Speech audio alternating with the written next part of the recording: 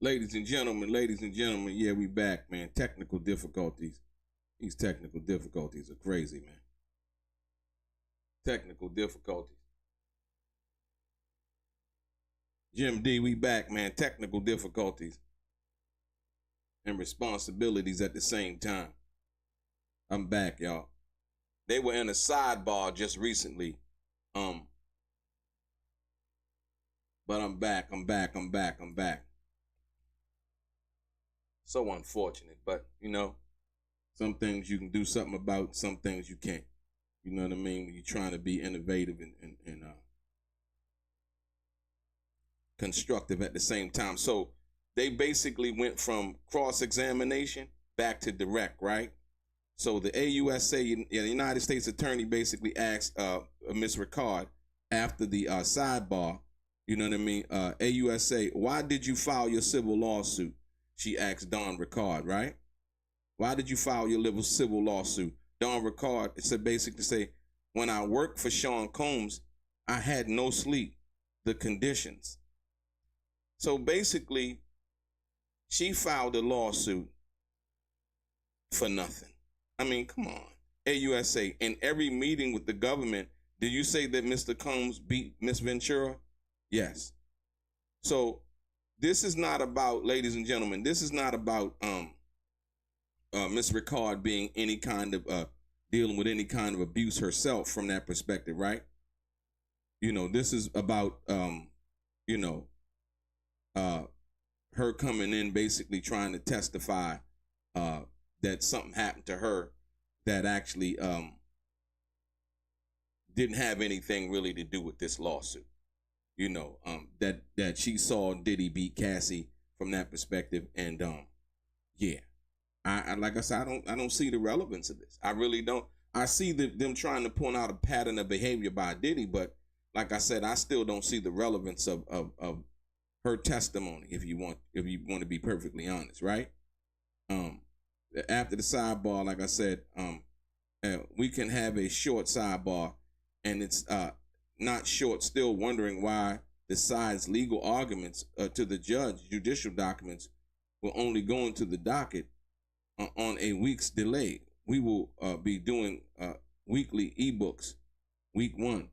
So it's as if they don't want us to see, as the public, they don't want to see, they don't want us to see certain information that they have, if you will.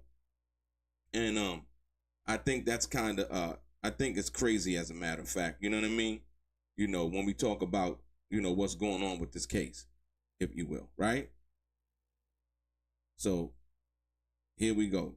The questions and how the questions flow out. They flow out real slow. Like I said, in the city press is definitely pumping it out to the best of their ability. And like I said, I'm trying to give you guys like the right here, right now, as it goes down, testimony of what's going on. Like I said, I don't see Miss Ricard being on the stand much longer. They already did. Now they back at redirect. And so with this redirect, let's see.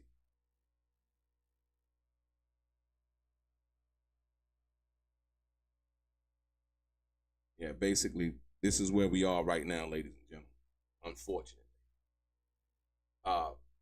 Miss Westmoreland, she definitely got into Dawn Ricard about her lying, saying that she never, basically saying that she never saw Diddy use cocaine, and then in her prior statements, they basically used her prior statements against her in regards to that. So, yeah. And now the prosecution is basically trying to clean that up. They're trying to clean up the conflicting statements, should I say, that Dawn Ricard made. Basically, she said she filed her lawsuit because of the working conditions and she ain't getting no sleep. That's funny. I mean, it's funny because it's like, that's why you file your lawsuit, because you ain't getting no sleep. Well, Cassie's situation is totally different when you want to think about it from that angle, right? I mean, totally different, right? like I said, I appreciate everybody sticking with me. I had some technical difficulties, man. Sometimes these what's the names, they don't want to act right. These programs that we broadcast live through, sometimes they don't want to act right. But you know, you can't do nothing about it. You gotta ride with it, and that's just what it is.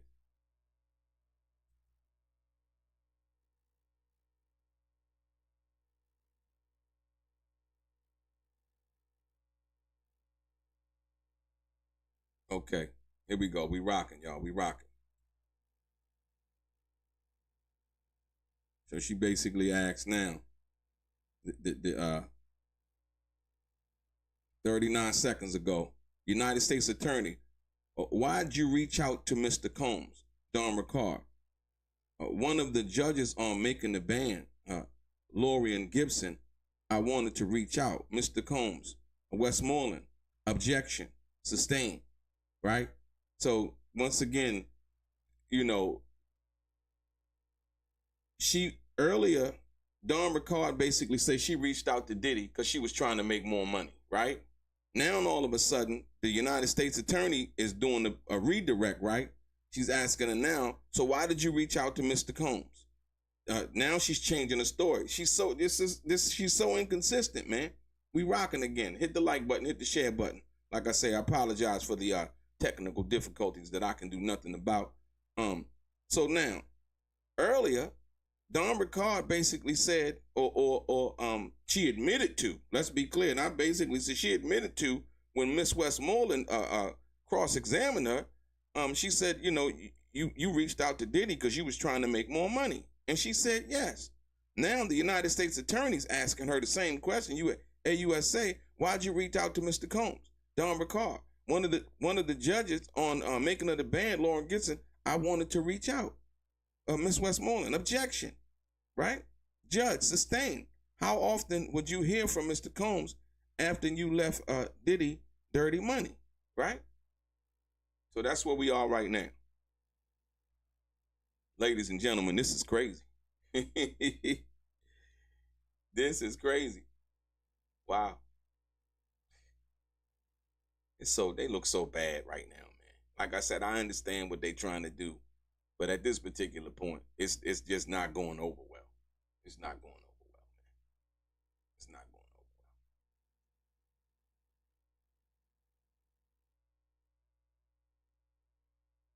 well. Right, here we go.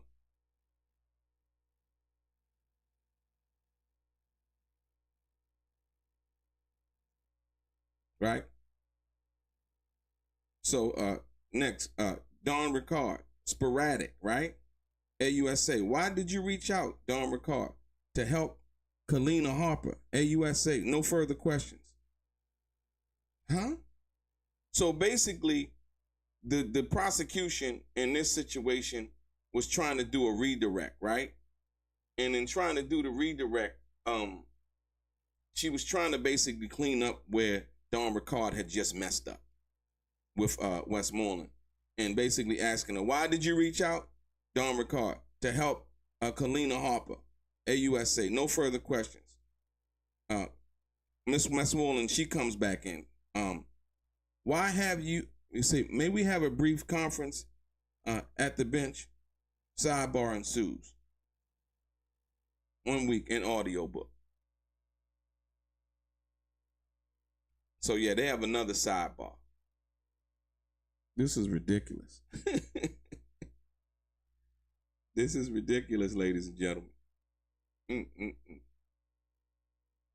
Another sidebar. Like I said, you know, when you watching this, what up from Las Vegas, Kareem Smith, Fatima, good to see you, Fatima. YouTuber, shout out to Gene Deal, Fatima Barrett, who else? Selt. Get the likes up, share the broadcast, ladies and gentlemen. We trying to have them up in here, man.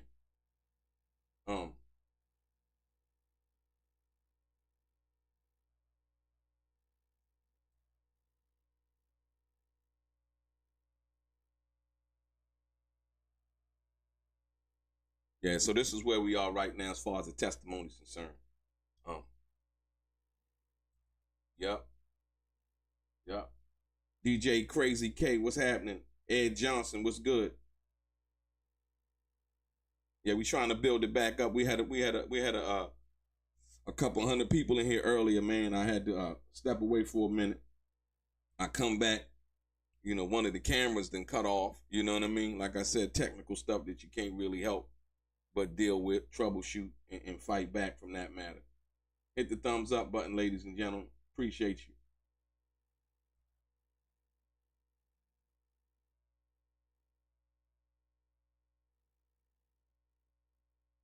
Yeah, we trying to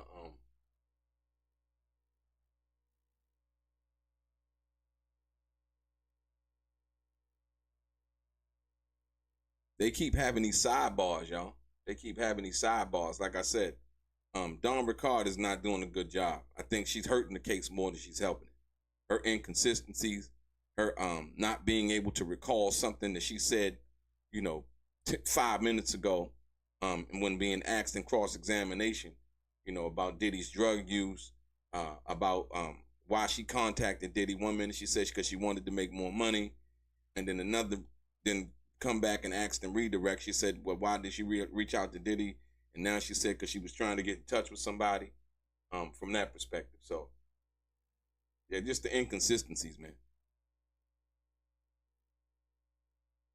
And basically, it seems like it's pretty much downhill. They trying to link these security guards to what this was. Like I said, a lot of the security guards are there to secure Diddy.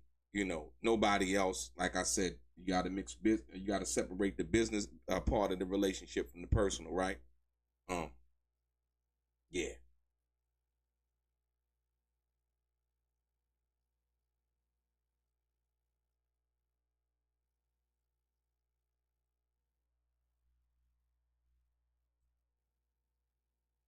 Anthony X, welcome back, man. I appreciate you. Yeah, we had, like I said, had a little technical difficulty. Hit the thumbs up button, ladies and gentlemen, please. Appreciate you.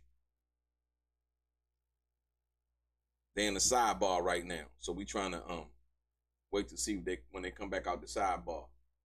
But like I said earlier, you know, dealing with Dawn Ricard, right? Like I said, she's basically muddied the waters. She has definitely not made anything clear as to, you know, what this is about, the testimony and things of that nature. So, it's actually kind of sad. She said she only filed her lawsuit based on the fact that she didn't get enough sleep when she was working for Diddy. So she wanted to be paid for lost sleep, I guess.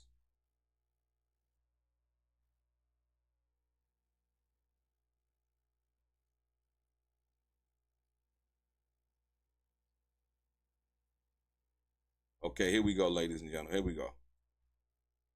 So Westmoreland is back up. Westmoreland is back up. Right here on Recross, right? Westmoreland. You admit you reached out to Mr. Combs to re-engage. You claim, right? See, Westmoreland is not playing with Dawn Ricard, actually, ladies and gentlemen. She's not playing with her. She's serious. Westmoreland said, representing Combs, you admit you reached out to Mr. Combs to re-engage. You claim only to have a relationship with Lorianne Gibson. But if you got back together, you'd have to see Mr. Combs more, right? Dawn Ricard, yes. Now, this goes into the lie she was telling about how Diddy told her that, yeah, people could disappear and all of these other things, right? See what I mean? See what I mean? So that once again, they're going in to show to prove that Dawn Ricard is not being honest about what's going on. So Miss Westmoreland, as you can see, right, asked her, right?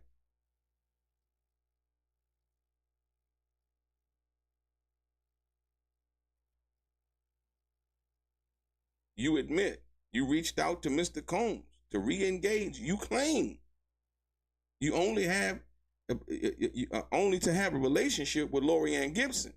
Now, if you're going to have a relationship, she's trying to point out with Miss Gibson, then, if you get back together, right, you have to see Mr. Combs more, right? Miss Ricard, yes.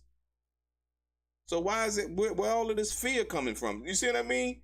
Like I said, once again, she said she was scared to testify. She didn't really want to testify, but, I can't see that at this particular point.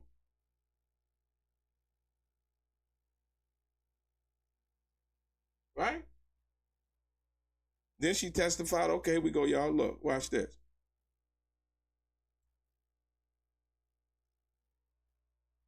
She said, Miss Westmoreland, you sued for money, right? Don Ricard, for justice.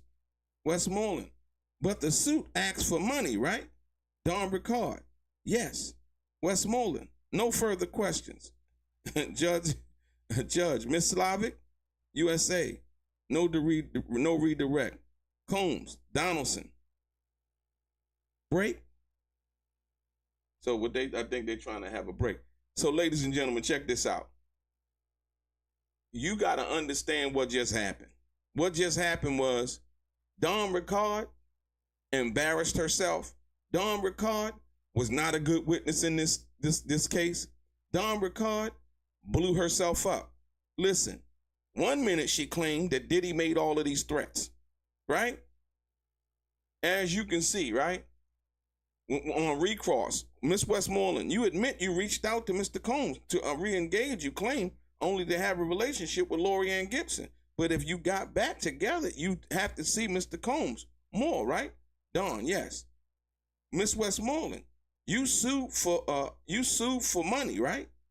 Don Ricard, for justice. Miss Westmoreland, but the suit asks for money, right? Don Ricard, yes. Miss Westmoreland, no further questions. The judge, Miss Slavic, the judge is asking the prosecutor if they want to do any more redirect. And Miss Slavic, like, you know what? No more questions. She can get up off the stand now. She did not do what they thought she was going to do. She did not hold up like they thought she was going to hold up. As a matter of fact, she fell apart on the stand, ladies and gentlemen. You know what I mean? So for anything that she was hoping to do, they basically exposed. So her lawsuit is basically in jeopardy now. Because they exposed the fact that, number one, she filed the lawsuit not because Diddy did anything violent to her, not because he hit her, not because of any of those things. Dawn Ricard just got used and abused and served like hell. Absolutely. Yeah, she got used and abused. Out on, what's that? Out on Bell TV, Anthony X. Albert Alpo Martinez, what's good? DJ Crazy K. Alvin in the building. Y'all understand what just happened? Y'all understand? And this is, like I said, when he brung Westmoreland on the case, it's like, look, they're gonna have to come with their A game, man. This is not a game. This is not a game. So that's where we at right now. We right here right now. Donaldson, Combs' attorney Donaldson, I think they suggested that they take a break at this particular point, right? So we're gonna see what happens. Judge, okay, break. So yeah, they're actually on the break. And if I can, Judge, okay. So they're basically taking a break from the what's the name. But like I said, what I like to do is, when earlier, like I said earlier, during the testimony,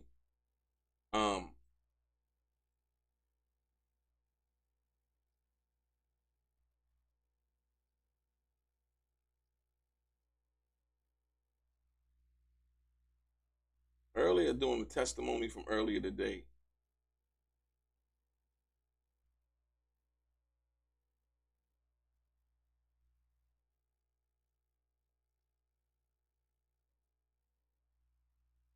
yeah, they basically let me get to this right here.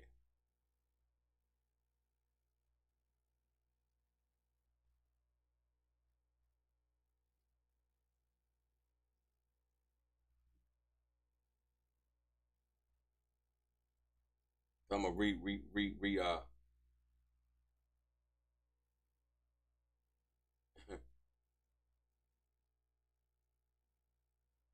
it's like none of these people wanted they.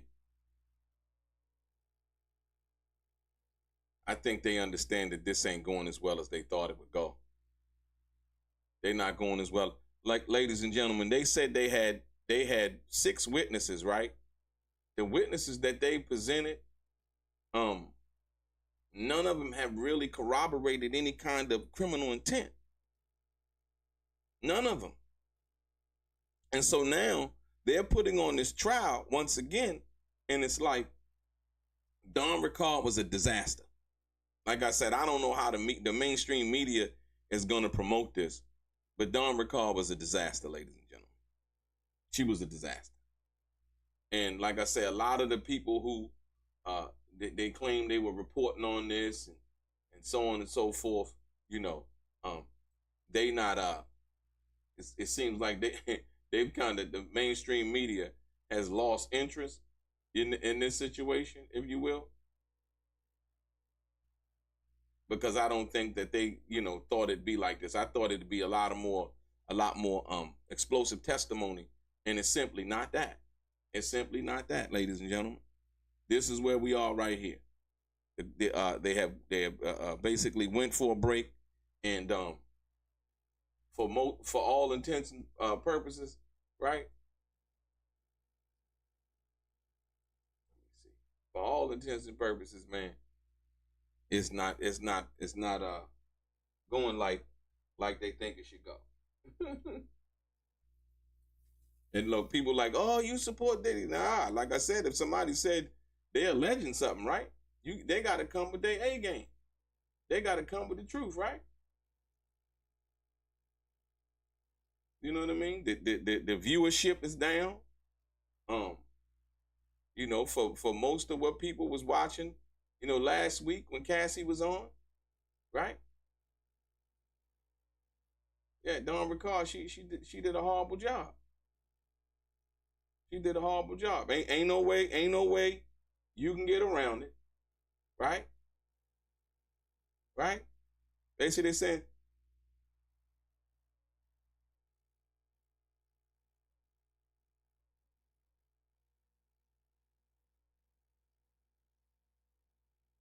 yeah, they want to take short sidebars and the whole 9 yards, ladies and gentlemen.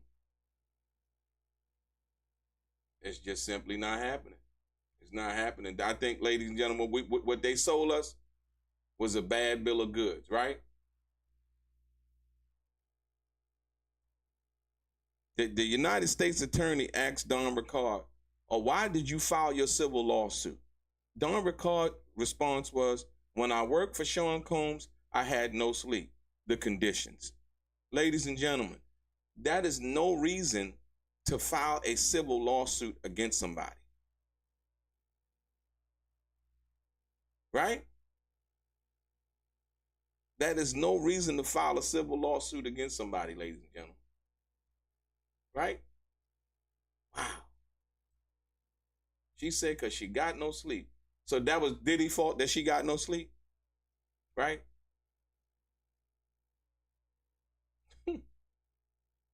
I don't even know what to say about this, man. I really, truly, honestly don't. Westmoreland. And then they got to the point where they were talking about songs, right? Westmoreland asks, the songs you released on your own have not reached the level of what you released with D'Anthony Kane and Dirty Money, right? Don Rickard, true, Westmoreland. And you reached out to Mr. Combs to try to make more money, right? She said yes. Now, that part right there where she says yes, then afterwards, she was cross-examined again by the district attorney, and the district attorney asked her, so why did you reach out to Mr. Combs, right? And she said that she was trying to get in touch with somebody. She didn't talk about trying to make no money or nothing like that. Once again, those inconsistencies in that short amount of time in between the direct examination and the cross-examination are eye-opening, right? Are eye-opening. You know what I mean? Like I said, in trying to beat it to the punch. So yeah, and then the AUSA basically said to her once again, why'd you reach out to Mr. Combs? Don Ricard. This is shortly after Westmoreland had asked her, right? Why'd you reach out to Mr. Combs? Don Ricard. One of the judges on making of the band, Lori Ann Gibson, I wanted to reach out. Westmoreland, objection. Judge, sustained. AUSA, how often would you hear from Mr. Combs after you left Dirty Money, right? So now asking that question, it's not even so much as how much she would hear from Diddy or anything like that. She basically saying, look, when she filed a lawsuit because, she didn't get no sleep, right? But then also, she basically said she reached out to Diddy to try to make some more money, right? So which one is it? You didn't get no sleep? You're trying to make more money? You know what I mean? Which one is it that you're trying to really allude to as to the reason that you reached out? Then she talked about Lori Ann Gibson, and she reached out for that. The inconsistency. And then, like I said, Westmoreland straight up went in and was basically saying that, about the cocaine use, did you ever said that, you seen Diddy use cocaine? And she was like, I don't recall. Earlier in the what's name, it's like, dude, Don Ricard, sporadic. You're AUSA. Why did you reach out, Don Ricard, to help Kalina Harper? Now it's to help Kalina Harper. First, it was the other lady, right? AUSA, no further questions. Westmoreland then comes back in. May we have a brief conference at the bench? She, like I said, once again, she's lying. They basically caught Don Ricard a lie, ladies and gentlemen. And it ain't nothing that she can do at this particular point. There's nothing she can do. Absolutely, positively nothing she can do. And so it's not going well for the prosecution. I think they thought that this was going to be something. Nobody has shown us anything, right, in regards to racketeering. Don Ricard basically said her civil lawsuit is based on the fact that during the time that she was dealing with Diddy, that she did not get enough sleep. Period. She didn't get enough sleep. Like I told y'all yesterday, they sold us a bill of goods on this, man. They sold us, Diddy, because Diddy, it was little girls, it was this, it was Justin Bieber, it was Will Smith, it was Jay-Z, it was Kim Porter, it was, all of these people that they had, these tapes, Courtney Burgess, remember Courtney Burgess? He went on News Nation, he went on all these channels talk about, yeah, there are tapes. We got the hard drives. Ladies and gentlemen, remember, the grand jury subpoenaed Courtney Burgess, right? And they went and he went in there and he had nothing. He had nothing. They were bluffing the whole time. I would think they were thinking that Diddy was in a bad situation, or you know what I mean? And he couldn't really do nothing because he was locked up. Come on, man. He got the type of money. If he paid Cassie $20 million, Diddy got long money. That money long, dude. That ain't no short money. And I like I said, once again, I don't think Diddy had to pay the money out of pocket.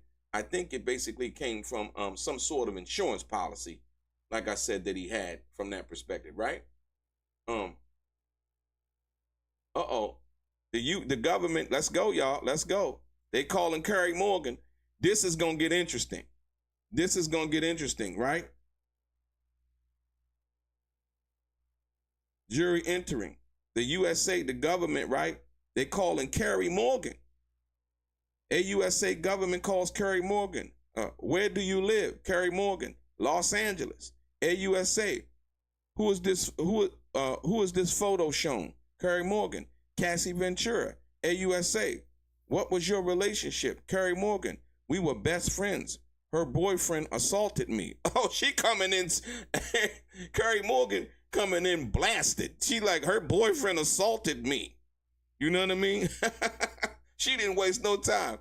He said, Carrie, who said the prosecution is showing Carrie Morgan basically a picture. Who is this? Cassie Ventura. The prosecutor say, what was your relationship? Carrie Morgan, we were best friends. Her boyfriend assaulted me.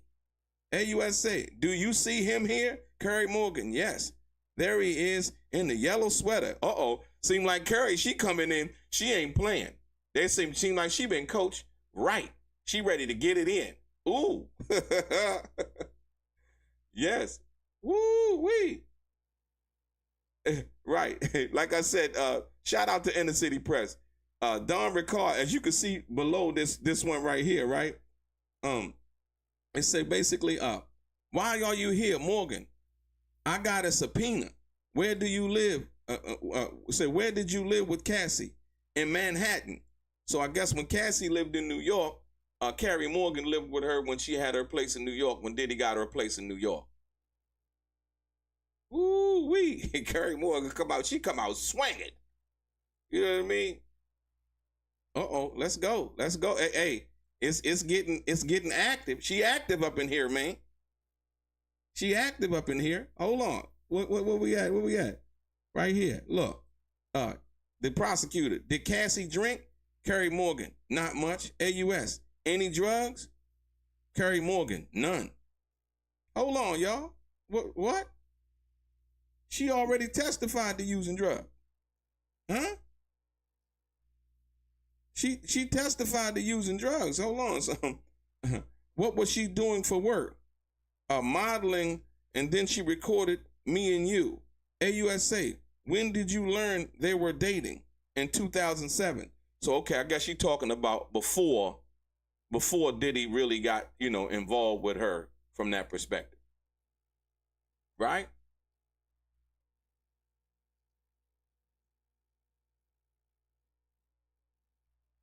So, hey, ladies and gentlemen, and Carrie Morgan came out. Carrie Morgan was like, look, her boyfriend assaulted me. Let's stop playing with me. Once again, domestic violence. This is not about any type of, and like I said, a lot of times, ladies and gentlemen, when they would call a witness like this or somebody like this, right? A lot of time what happens is what they're going to say, a lot of it's going to be hearsay. And none of it's going to be really, truly, honestly, like she can testify about, what happened to her. She did live with Cassie, you know what I mean, from that perspective in Manhattan.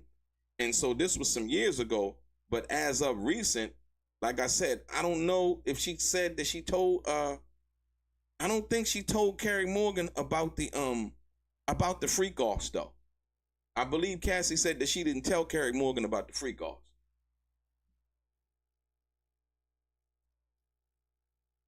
So, but we're going to see though. Here we go. Come on, let's rock.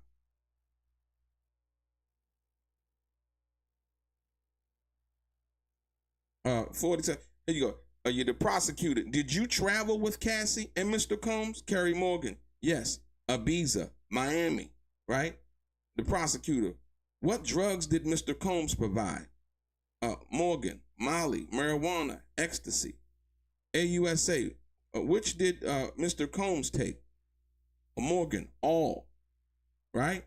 So basically, they're confirming if Diddy on some drugs. He doing drugs. He doing a whole bunch of stuff. Right? From that perspective, I mean, like I said, they're setting up the fact that criminal intent is basically impossible. You know what I mean? When you deal with this, because he's saying he was on drugs. It don't sound like he's running no kind of sex trafficking organization and all of that, right? What kind of drug? Which did Mr. Combs take? Oh, Morgan. Do you take drugs alone? Did you take drugs along with Cassie? Opiates, right? So hold on. She just testified a minute ago that she ain't see Cassie using drugs. Yeah, she just testified that she didn't. She said, what kind of drugs did Cassie use? She said none. I don't know if they trying to say back in 2007. She said, or did they move the timeline up, right? She asked her, AUSA, you see it, right? AUSA, Cassie drink? Not much. Any drugs? Carrie Morgan? None. She said none. But then right down below that, as you can see, she asked, you said, did you take drugs along with Cassie? She said, yeah, opiates. But she said Cassie didn't use drugs. I'm confused. I'm confused, ladies and gentlemen. I'm confused. Yeah, I'm confused with this one. Right. They moving pretty fast on this one, though. Okay, look. She said, did you take any drug? 47 seconds. Okay. The prosecutor. How did Mr. Combs act? Carrie Morgan. He would yell at Cassie. She lost her confidence big time. Lost her spark. AUSA. Did Mr. Combs talk down to Cassie? Morgan, yes, about her looks. When she talked too. AUSA. Did he contact you looking for her? Morgan, a lot. Okay.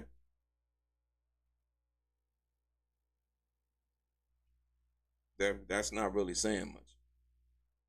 So basically, if Diddy's, I mean, like I said, a lot of this stuff is revealing, because if Diddy's contacting Carrie Morgan a lot in regards to where Cassie is at, that would say that Cassie didn't work as some kind of, or fill a job as these freak offs and all of these things that were going on.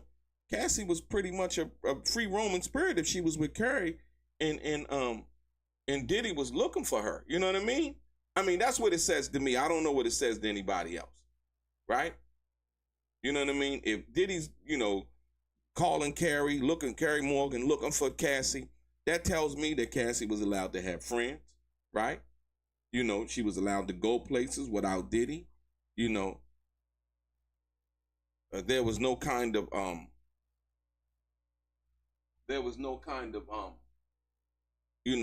situation where she was being held against her will, if you will,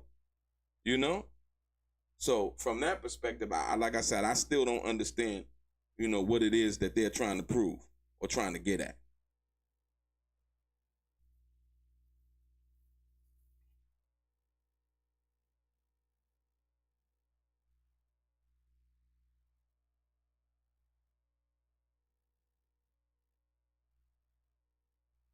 So yeah, I guess they still basically trying to do the crossover here, for that matter.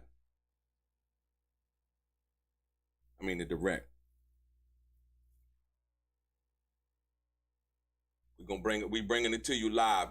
Seconds after they bring it into the courtroom, we bring it to you live. Hit the like button, hit the subscribe button if you haven't subscribed to the channel already, ladies and gentlemen. Like I said, very much appreciated. I appreciate your time. I appreciate your energy. And I appreciate your effort.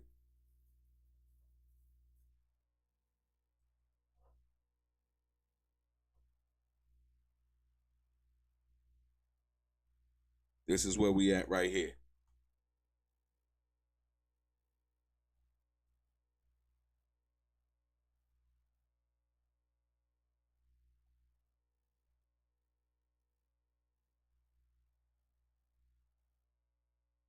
We got Gene Deal new interview over on the Art of Dialogue. Gene Deal been letting it go over on the Art of Dialogue, ladies and gentlemen. Y'all got to check that out.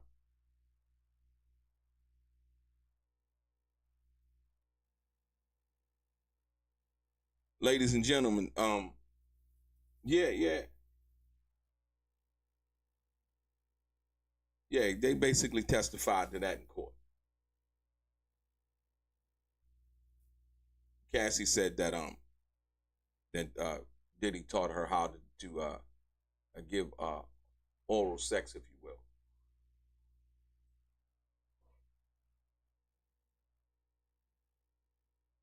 Okay, here we go, ladies and gentlemen. We rocking and rolling, man.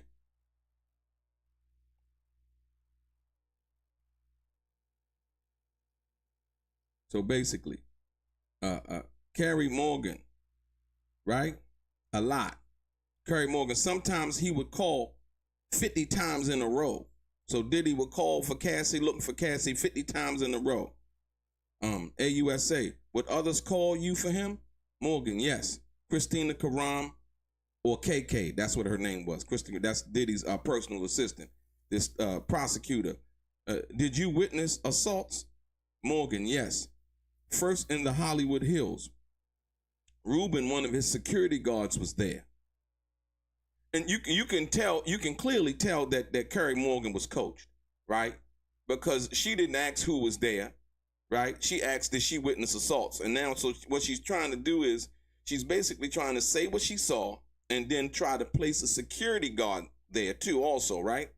Once again, the security guard, for me, and me listening, the security guard being there, the security guard is there to protect Diddy, right? He works for Diddy. He doesn't work for Cassie.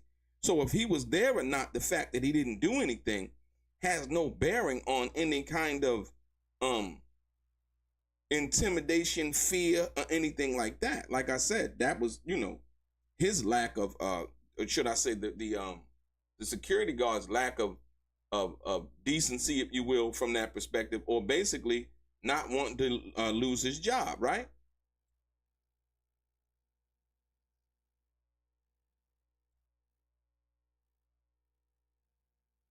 The prosecutor. What did Mr. Combs do to Cassie? Carrie Morgan. He kicked her. The prosecutor. What did she do? Morgan. Nothing. I told Ruben to do something. He indicated he wouldn't. The prosecutor. Then what? We left the house. Cassie and I were hiding by someone's front steps. Right?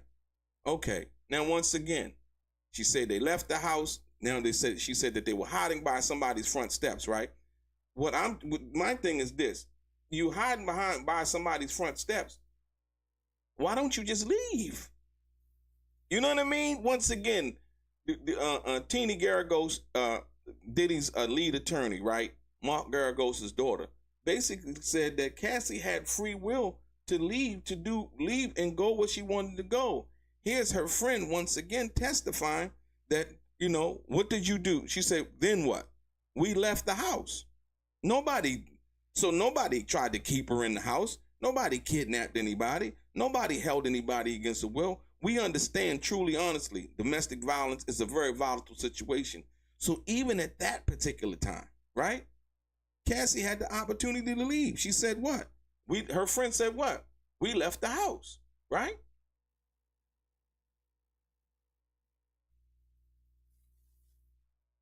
And hid by somebody's steps.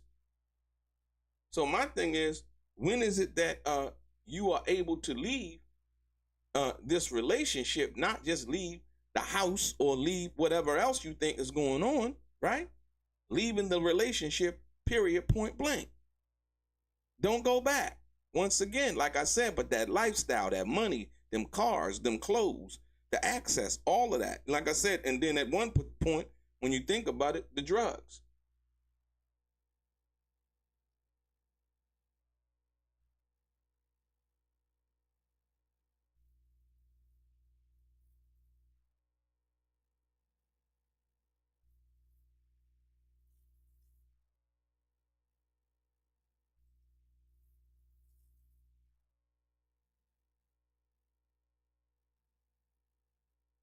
So this is where we are, ladies and gentlemen. Like I said, I appreciate you guys tuning in.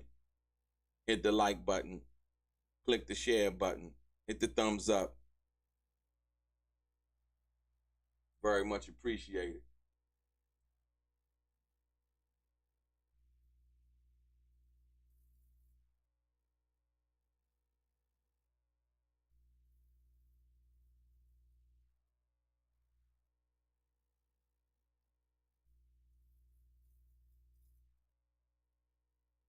Ann and Lee, always welcome. Thank you, thank you, thank you. Hustle hard. Kane, what's good? DJ Crazy K. Brandon Carter, what's good? Natural Immunity, what's good?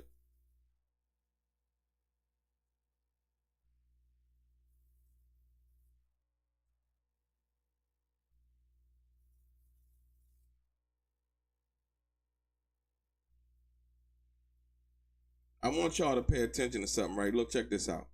You see below here, Inner City Press. Inner City Press below. I want y'all to see how disastrous Don Ricard's lawsuit was.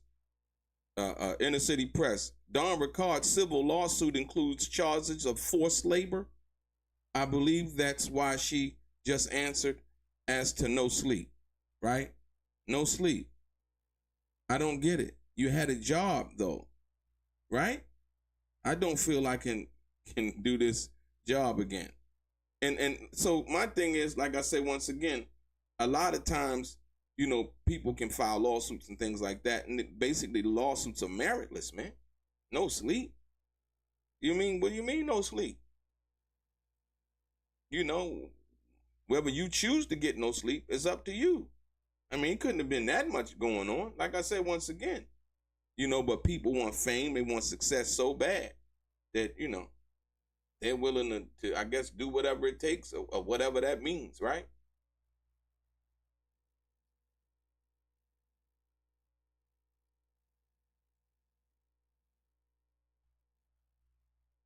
So as you see, Carrie Morgan, what did Mr. Combs do to Cassie? He kicked her. The prosecutors, what did she do? Nothing. So he just came over and kicked her for nothing. Right? According to Miss Morgan. I told Ruben to do something. He indicated he wouldn't. That was a personal relationship that had nothing to do with business, right? AUSA, then what? We left the house. Cassie and I were hiding by someone's front steps. So they were hiding by someone's front steps. I don't think that's really hiding. If you get the front steps, you can be seen by the people that live there, right? But okay, this is what we're dealing with, ladies and gentlemen. This is what we're dealing with.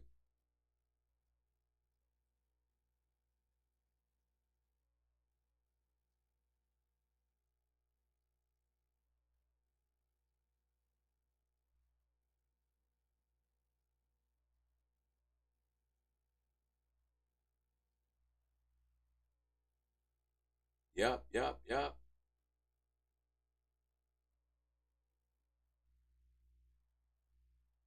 Yeah, Anthony X, you absolutely right. She had plenty of times to walk away. Like I said, once again, she's saying that, hey, you know what? We left the house. Cassie and I were hiding by someone's front steps. Come on. Like, when do you leave? And why are you staying? If it's just the violent and all of this, that, and the other, why is she staying? You can't, the fact that you say that, you love this guy it's a little bit different. Like I said, and people can feel what they want, but come on, man. Like I said, at the end of the day, when we think about, relationships, certain people are held to certain standards, or should I say different standards, if you will, when it comes to certain actions and things that they do, right? Some people are held accountable, and it seems like some people are held less accountable, if you will. You know what I mean? And everybody, from what was going on at that particular time, you get back to Cassie's testimony, all we're hearing about is domestic violence. We know for a fact, right? They're trying to keep honing in. And so when she says that, when Carrie Washington says that, she told the security guard, what was his name? Ruben. She told Ruben, one of the security guards, to do something, right? He indicated that he wouldn't. Ruben worked for Diddy. He don't work for Cassie, right? And like I said, which I think from a moral perspective is wrong. But like I said, what did, and she's now another thing. She's saying, and this is the thing nobody's paying attention to. Carrie Morgan is saying she told Ruben to do something. Why didn't Carrie Morgan call the police? You see what I'm saying? And it's also noted that the night after the situation happened at the Intercontinental, well, I said the same night she went home. I don't know who the girl was that lived with Cassie at that particular time, but that young lady did call the police. And Cassie didn't identify who the person was that assaulted her. So what does Ruben do? What can he do other than lose his job? And we don't know what kind of bills Ruben got. You know what I mean? Taking care of his family, whatever it is. He just going through the motions. You know what I mean? We don't know if he just started, how long he been there, and so on and so forth. So, like I said, I understand a lot of what they wanted to happen, right? But for Carrie to say that Ruben had to do something, here we go, ladies and gentlemen, and her not to call the police, where does the buck stop with her? Where does the responsibility stop with her? The prosecutor, right? And the next time, so they're going into the next time, I guess Carrie Morgan witnessed. And in Jamaica, I saw him drag her by her hair. I ran back to get my purse and phone so we could leave. So hold on, you in Jamaica, you going back to get your purse and your phone so y'all could leave, right? But you don't call security, police, or nothing. But she wanted Ruben to do something. You see what I'm saying? See how people pass the buck. This is supposedly her best friend. Call the police. You know? AUSA. What did you see next? Carrie Morgan. I thought she was knocked out. Then she got up and ran into the wooded area, right? What the hell is going on? Ladies and gentlemen. She got up and ran into the wooded area, asking Carrie Morgan, what did she do? She said, I ran to get my phone and my purse so we could leave. Where was they going? Well, I mean, how did you get to Jamaica? You know what I mean? Did y'all fly private? Did y'all fly, regular plane? How did all of this happen? Because like I said, I understand the prosecution is trying to get to the violence part, basically how she, you know what I mean? What she said, and the next time, they're just trying to get to and the next time you seen Diddy hit her, you know what I mean? Oh, in Jamaica, I saw him drag her by her hair. I ran back to get my purse and phone so we could leave, right? The prosecutors. What did you see next? Carrie Morgan. I thought she was knocked out. Then she got up and ran into the wooded area. God have mercy. Lord, Lord, Lord, Lord. Man.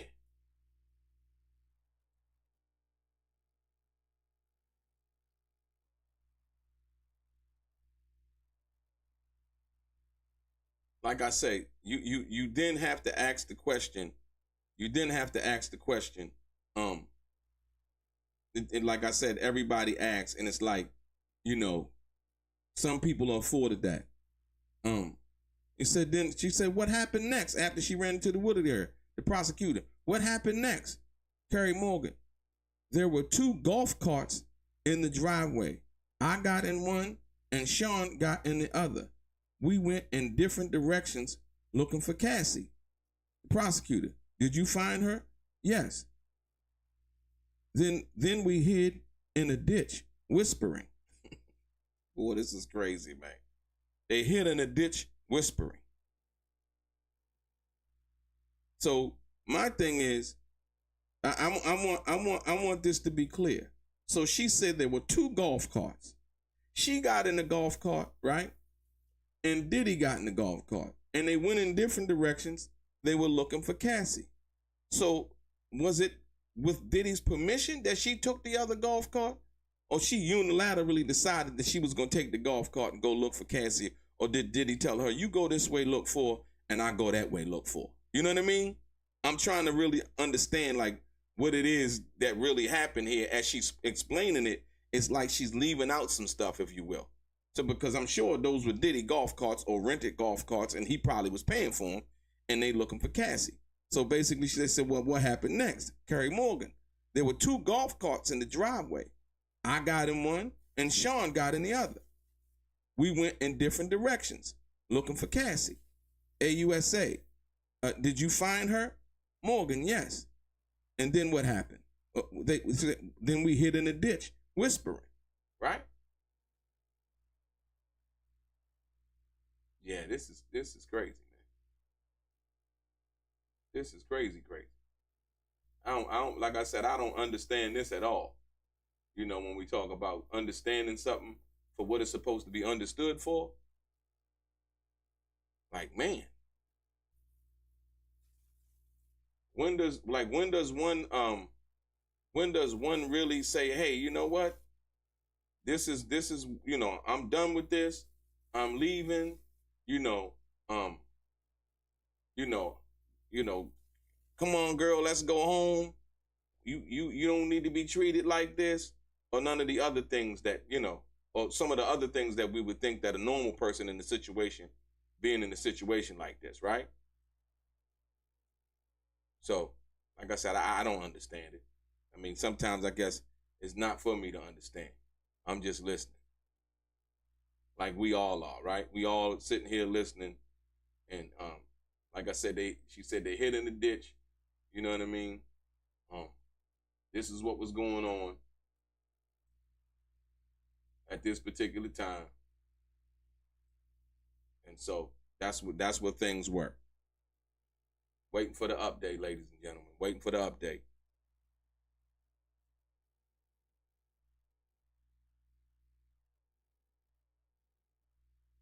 Okay, here we go. Here we go. Here we go. Here we go. Okay. The prosecutor. What about the incident at Comstock, the apartment? Carrie Morgan, right? Cassie came back with a hoodie covering her face. Then Sean came and tried to get in, hitting the door with a hammer. I called D-Rock. Did he get in? Carrie Morgan, no. Then the police came. Okay, here we go now. So Diddy comes, he got a hammer. Then the police came, right? Okay, so the police are now involved, ladies and gentlemen. We're gonna see where this goes. The police are now involved. We see that she talking about a whole different situation at the Comstock apartment. Carrie basically says Cassie came back with a hoodie covering her face. Then Sean came and tried to get in, hitting the door with a hammer. I called D-Rock, the prosecutor. Did he get in? Did Puffy get in? No. Then the police came. Okay. Then what happened? I'm interested to hear this now. As we all are, right? Okay, we at the part where the police came.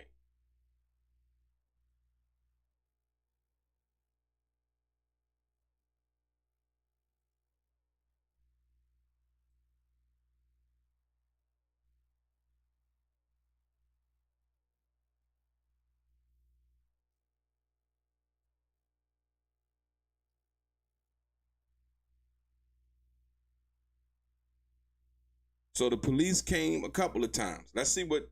So now that they're in the apartment, right? They're in the apartment, right? And the police came. Diddy was hitting the door, allegedly hitting the door with a hammer. She said she called D-Rock, right? And we're gonna see what happened now. Cause this, like I said, it's like her friend is there. She's watching domestic violence happen, right? I don't know, like I said, all of what she did or didn't do.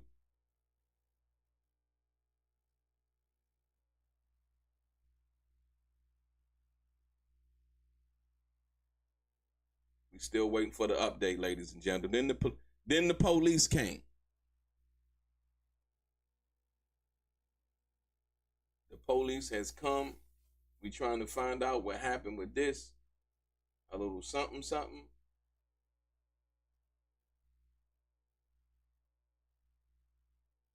I still can't get over, like I said, Dawn Ricard. I mean, she got her 5 minutes of fame. She ain't got nothing to sell, no books, no music, no nothing.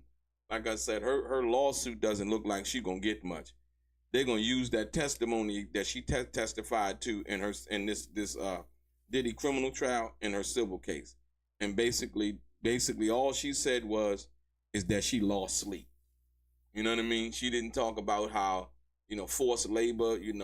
He locked the doors. He made us stay there. He told us if we didn't stay there, this would happen, that would happen. Yeah.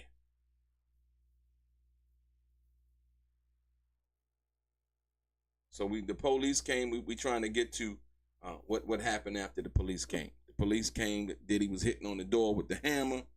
You know what I mean?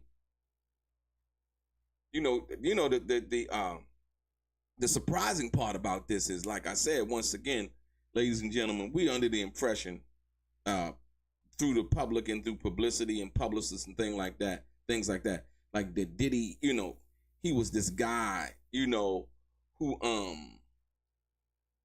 think he had different women. He had Gina, dealing with Kim, dealing with Cassie, you know what I mean? And it seemed like, for all of what we thought it could be, it wasn't. Like he was a very, very weak individual, if you will, right? Yeah, I mean, he wasn't strong at all. I mean, as far as dealing with women, I mean, man, let it go, man, and keep it pushing. Like, dude. But that wasn't his MO. His thing was, you know, he want to beat a girl up and do all of this and chase around town and do all of this crazy stuff. And it's like, hold on, man, what you doing, bro?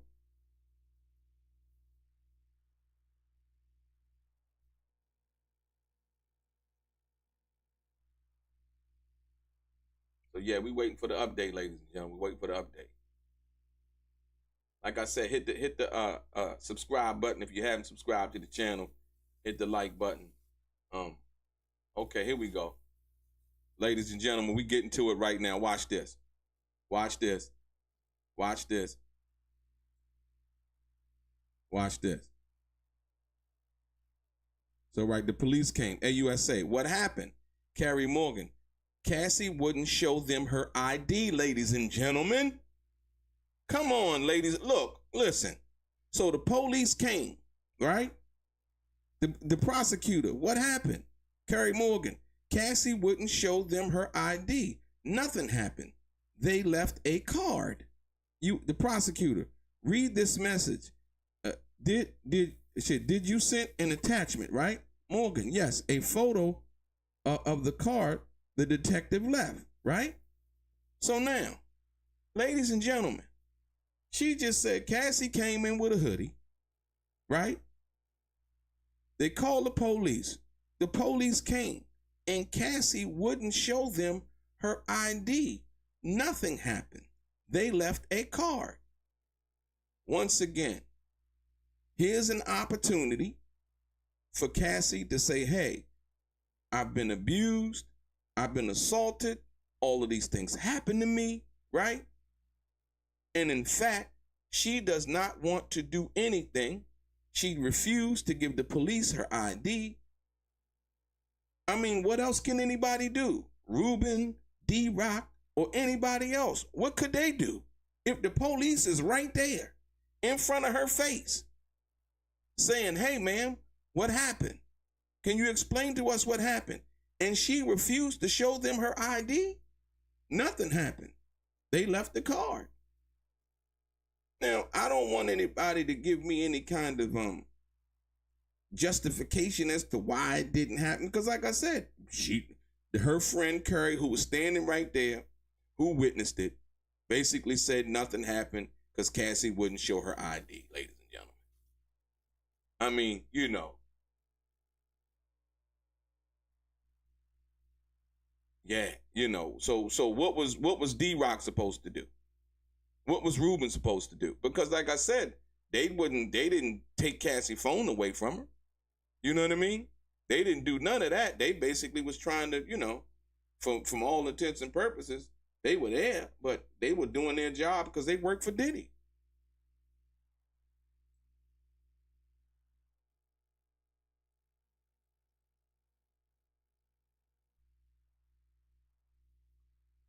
Anthony G in the building.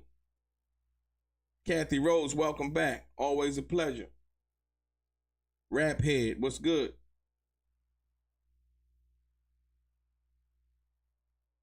Well, like I say, I understand the argument. Like I said, you know, police work for Puffy. No, they don't. The girl said that, the girl said the detective just left, right? So I'm like I said, I'm keep asking the more sensible question, man. What is it that all of these other individuals are supposed to do if Cassie refused to call the police? I mean, tell the police what's going on, right? What are they supposed to do? You know, like I say, I understand everything that everybody's saying, but I'm trying to figure out what is it that D-Rock, Ruben, who else? Daniel Phillips, the sex worker guy, you know, he saw it. Who else? All of these other people, and it's like, you know, people have been saying, well, why didn't he do nothing, right? They keep passing the buck. We see right here, right now, on your screen, you see it. the prosecutor said, what happened? Carrie Morgan, Cassie wouldn't show them her ID. Nothing happened. They left the card. So she was that indignant, right? Where she wouldn't show her ID. They left the card. Hey, if you want to talk, whatever, you know. Yeah. Amazing.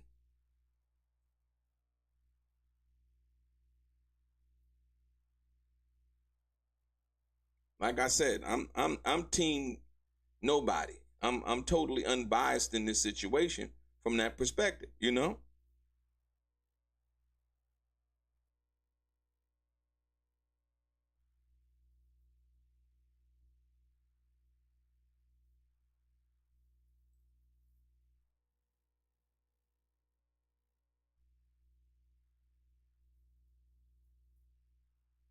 Like I said, for all intents and purposes, they've been telling us that Cassie was, you know, being held against her will, and you know, she was this, you know, the freak offs was something that she had to do. She didn't have a job. You know, the police come and she don't want to show them her ID. So what the police supposed to, you know, arrest her? You know, because she had been abused and mistreated. No, you know, they trying to get to the bottom of it. Like I said, once again, if she would have said that, hey, you know what, Sean P. Diddy Combs is my boyfriend and he beat me up and he did this to me and he da-da-da-da-da. Man, they gonna lock him up. They got to. They got to. And like I said, if not that, go knock on the news reporter door. I bet you they'll do it. Bet you they'll report it. And then they forced to do something. You know, it was a time, I think one of the his chefs or something, he did something to one of his chefs.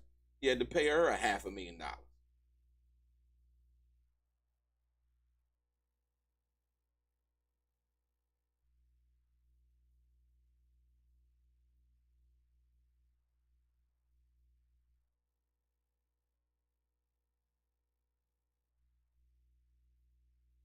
No, I mean, hey, Olu Flash. Who knows? Who knows? That's what I'm saying. That's what we're trying to get to the bottom of. Nobody knows. Why did she? Like I said, the police is there. Everybody was wondering why didn't she do something. Look, the police came. He was knocking on the door with a hammer, right? So that's what Carrie Morgan testified to. He was knocking on the door with a hammer. Basically, what happened? Cassie wouldn't show her ID. You know what I mean? So because I think, listen to me, at the end of the day, I think Cassie understood that if Diddy went to jail, all of the perks stopped. She was willing to go through, it was that the ultimate trade-off. The ultimate trade-off was what? The ultimate trade-off was, I live this lifestyle. I got the car, I got the money, I got the clothes, I get all of these things, right? And dude is just whipping up on her, man. Yeah. That's basically what it was. You know, when you deal with that.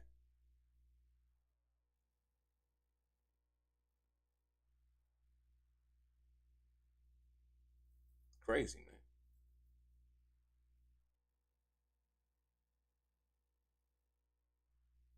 Yeah, we still waiting for them to, you know, give the update on what's going on inside the courtroom, ladies and gentlemen.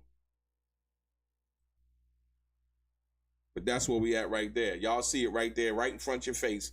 Ain't no need to wonder like, okay, well, what happened? Well, what did she do, and what didn't she do, and why didn't she do it? Right?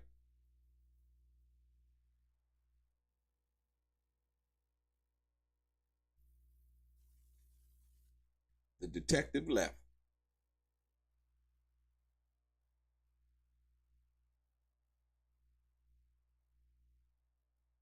Yeah, Diddy was wilding out, man. Well, like Rap Head, it's not even where the men were in her family. Actually, her father and mother knew about the abuse, but like I said, I was trying to guess why didn't they do anything? You know, why wasn't anything done from that perspective? You know what I mean? Why didn't they call the authorities? You know, and trying to protect their daughter. But like I said, who knows, man? That's what we're trying to get to the bottom of. I think that's why everybody's so interested in this case. And it seems like everybody is they're basically trying here we go. Everybody is basically trying to get to the bottom of, you know, it's more about Cassie than it is about racketeering. I mean, if they testifying like, okay, here you go, AUSA, did Mr. Combs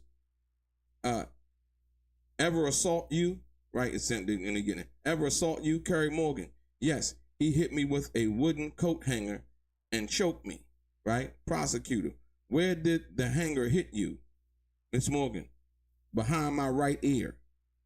AUSA, prosecutor, what did he express concerns about? Morgan, who Cassie was cheating on him with, right? So like I said before, Diddy was extremely insecure. You know, despite having all of the money, you know, the fame, you know, the cars, the access, and all of those things, from what Carrie Morgan is testifying to allegedly, that Diddy was worried about who Cassie was cheating on him with, right? Listen to me. Y'all got to understand what she just said. Diddy ain't concerned about Cassie doing no freak-offs. Diddy ain't concerned about running no racketeering ring. Diddy ain't concerned about bribing and coercing nobody to do nothing. She just testified, and you got to understand what the prosecutor was alleging, right? She just testified that Diddy, what did the prosecutor ask? Where did the hanger hit you, Morgan? Behind my right ear. The prosecutor, what did he express concerns about? Not Cassie not doing freak-offs when he said he wanted to do a freak-off. Who Cassie was cheating on him with. Ladies and gentlemen, that is a concerned, sick, demented, insecure boyfriend, right? With the propensity for violence, right? As we've seen, right? And according to what Carrie's saying, he's worrying about who she cheating on him with. Not who she doing freak-offs with. Not that she didn't show up to the latest freak-off. And this is what I'm saying. The police was just there. Cassie didn't show the ID. Now they're somewhere else. Carrie Morgan getting hit upside her head allegedly with a coat hanger, right? And getting choked, right? Basically, Diddy trying to choke the confession out of her, according to Carrie Morgan, in regards to who Cassie cheating on him with.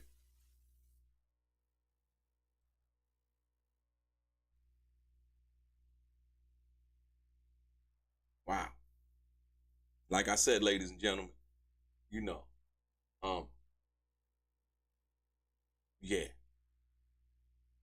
Who she cheating on him with?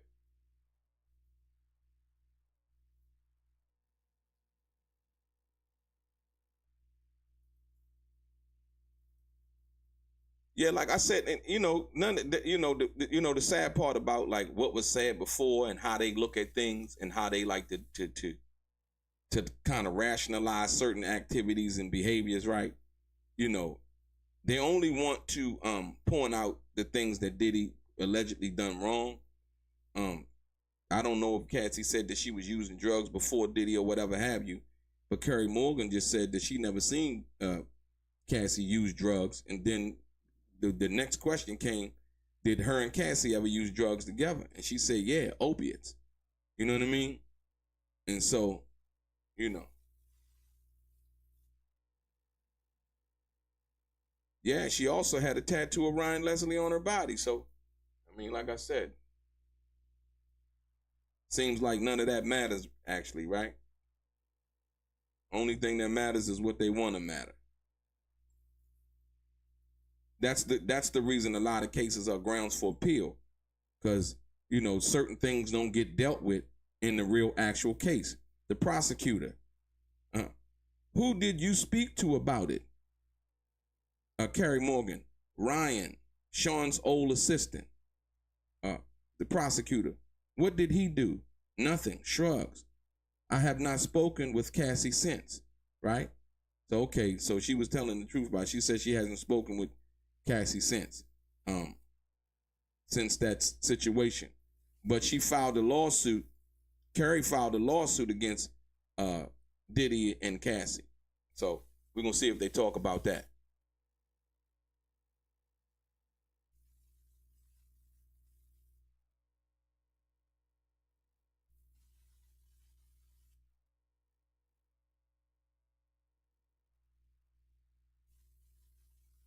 Yeah. So like I said, once again, we seeing domestic violence, ladies and gentlemen.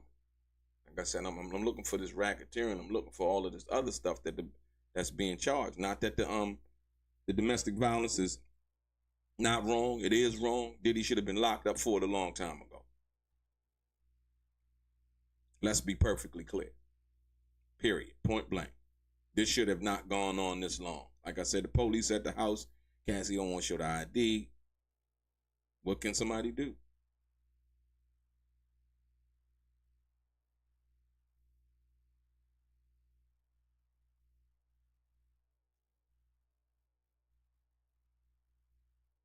Oh, is that right, Mark Jack? That's what she said? Yeah, like I said, I wouldn't doubt it. I wouldn't doubt it, man. I wouldn't doubt it at all. You know what I mean? You say if you have an abused child, they are not normally purposely. Why expect normalcy? I mean, I don't recall her saying that she was abused as a child. Like I said, once again, from that perspective, I thought she said she came from a loving and caring middle class home, and yeah.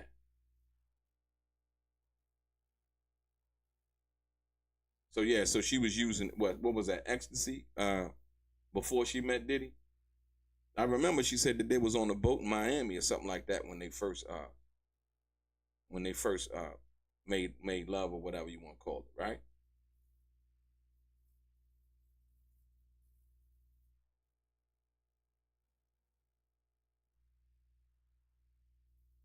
I can't wait till the cross examination. I like when they do the cross. Like I said, I feel like Carrie's just being, as honest as she possibly can remember. You know what I mean? Once again, when Carrie, now I got to give it to Carrie, based on the fact that when she got assaulted by Diddy, she did something about it. See, unlike Cassie, remember, Carrie Morgan sued Diddy and Cassie, right? That's the part that a lot of people are not really paying attention to in this situation. Carrie sued Diddy and Cassie in regards to the situation about her being assaulted. Cassie, on the other hand, right? When the police came, she didn't want to say nothing. Cassie stood to benefit more. That's why Carrie sued Cassie. Because she seen that Cassie was just going along with this ride. Carrie wasn't, she wasn't privy to the ride. You know what I mean? She wasn't privy to the ride or had as much advantage as Cassie did in the situation. So when Diddy assaulted her, hit her with the hammer and choked her, she filed a lawsuit. And Cassie and Diddy both paid it. Right?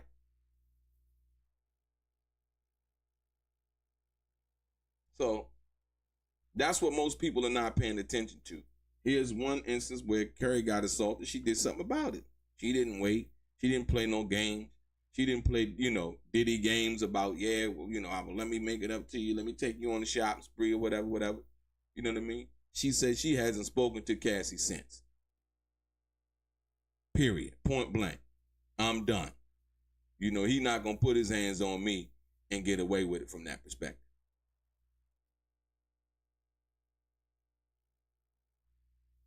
Wow.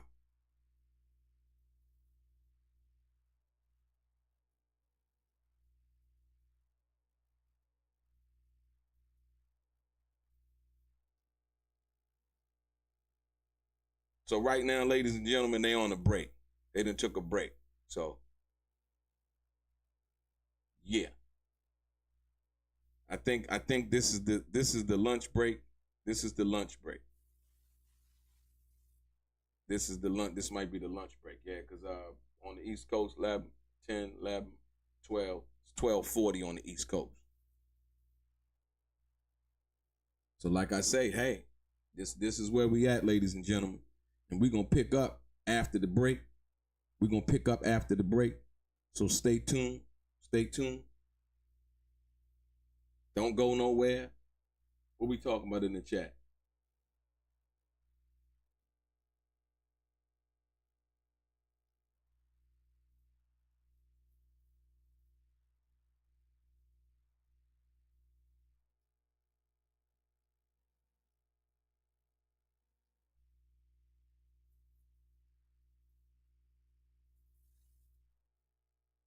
Yeah, you mean Comey, the girl Comey? Yeah, she is. Um, yeah, she's a prosecutor in the case.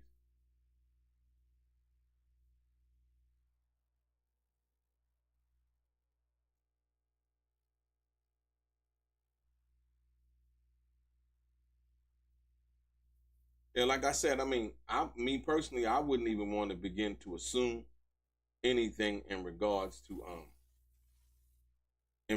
to what a person would or wouldn't do under the pressure, right?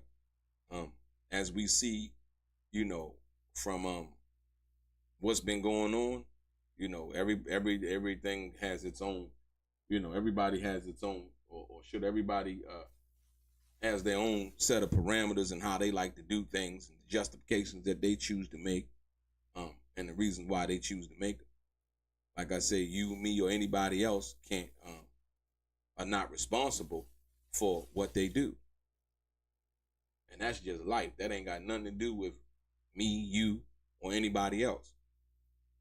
So Cassie Friend said she filed charges. She filed a suit and made a demand for some money. You know what I mean? From that perspective, Cassie and Diddy paid her and she ain't spoke to Cassie since. I totally understand it. I totally get it. She wasn't going for the abuse. Why Cassie stayed there and dealt with the abuse was her business.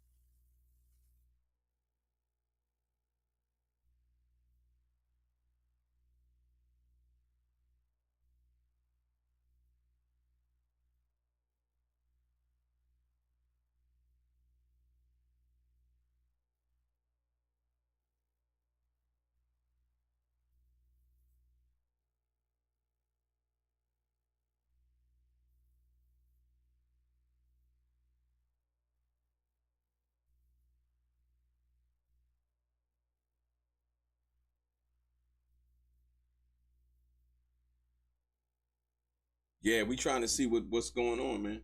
Like I said, we on a break right now. We on a break. We will resume when the lunch break is over. Appreciate you guys for tuning in. Like I said, always, each and every one of you guys. See.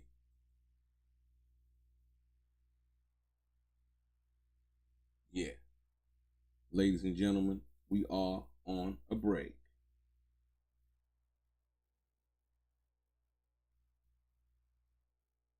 We are on a break. So like I said, stay tuned, ladies and gentlemen. We're going to get back to it after the lunch break. Like I said, we want to find out what's going on and what happened after this.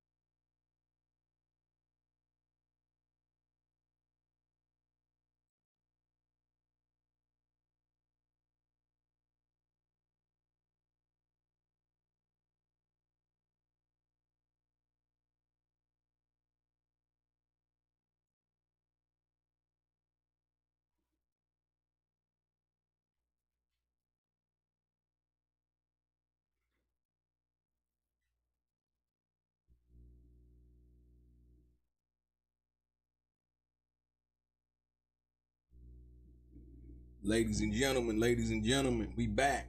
We back. Back from a brief lunch, ladies and gentlemen. Yes, indeed. Let's get it going. Let's get it going.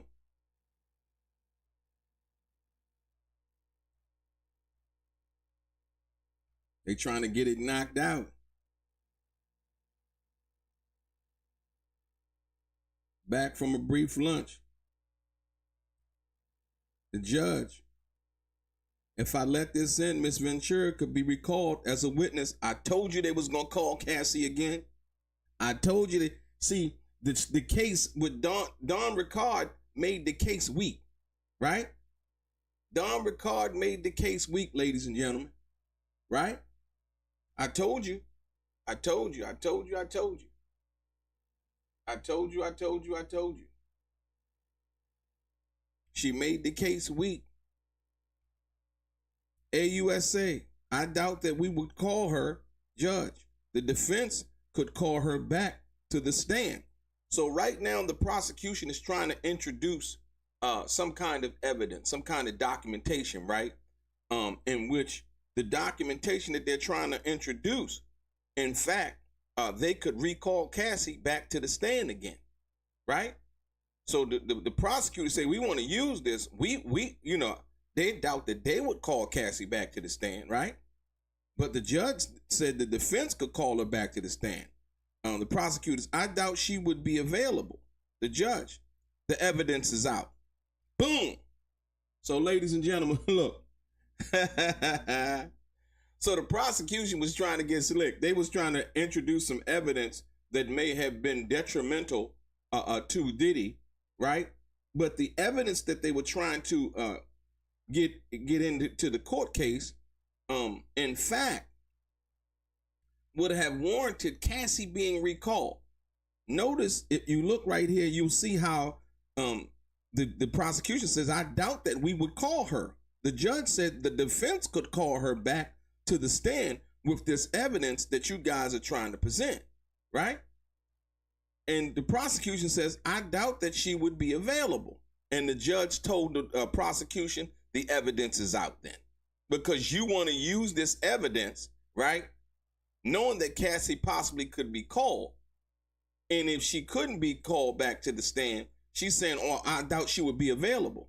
Okay, if she wouldn't be available, then this evidence is out. You can't use this then. So the prosecution, once again, was trying to be a little bit I wouldn't say underhanded, if you will, but I guess trying to play their advantage card, if you will. You know what I mean? And the judge simply wasn't having it from that perspective.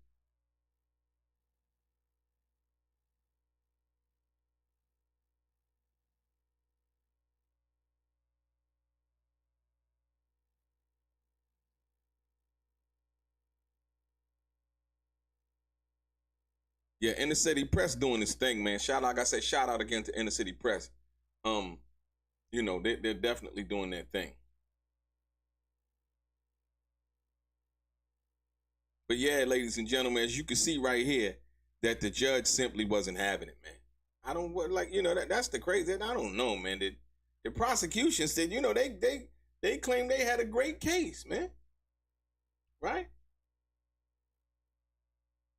They claimed they had a great case, and it was based on all of these things, man. We seeing how the justice system kind of can work. I wouldn't say this is an example of what it really is, right? The judge, I anticipate Mr. David James will be the next witness. How is he irrelevant? The judge wants to know. So they said, I anticipate Mr. David James will be the next witness. How is he relevant? The prosecution, as to the means and methods of the enterprise. Mr. Combs threatening to assault employees. That the means and the methods of the enterprise. I mean, what are they talking about? So I don't know who Mr. David James is, right? But he's supposed to be the next witness, if you will, after Carrie Morgan.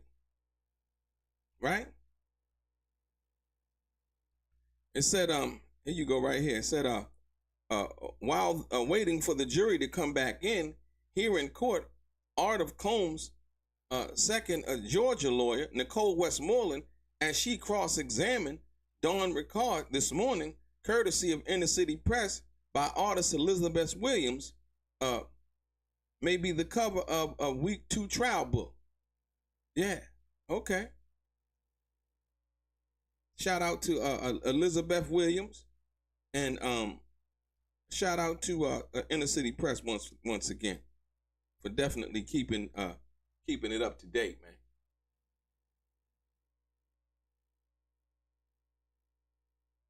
So they're waiting for the jury to come back in.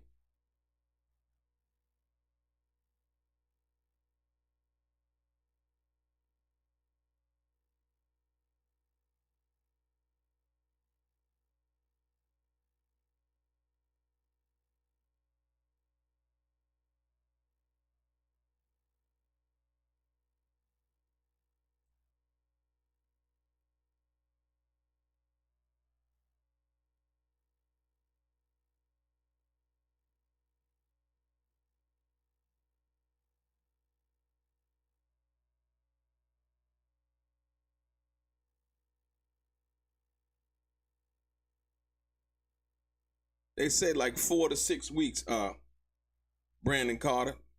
8 weeks at the most. They said eight weeks at the most.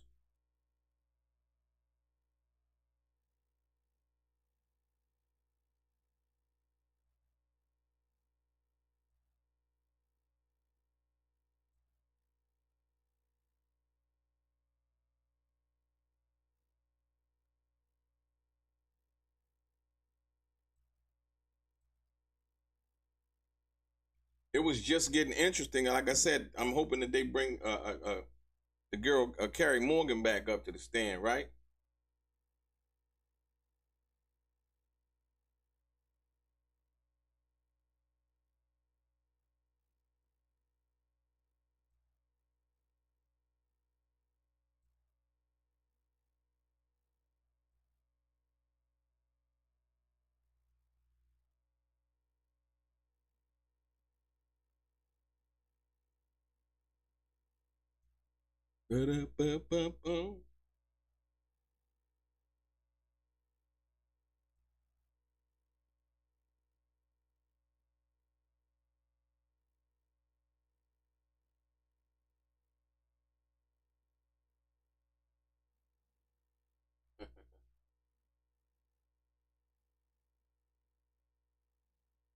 Hey, but like you say, you never know. Just a minute ago, the prosecution was trying to get some evidence brought into court, where they would possibly have to recall Cassie, but um, the judge was like, the prosecution was like, well, I don't think she'll be available.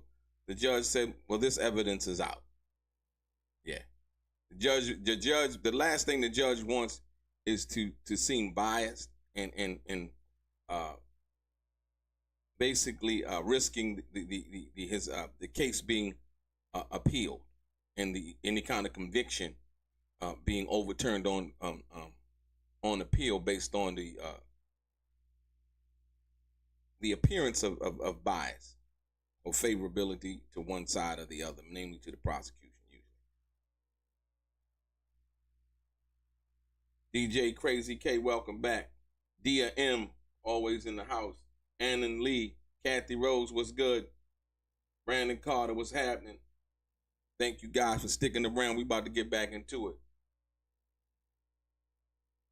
This way, when you watch it live and in person, and you see in the testimony, that there's no second or third hand information.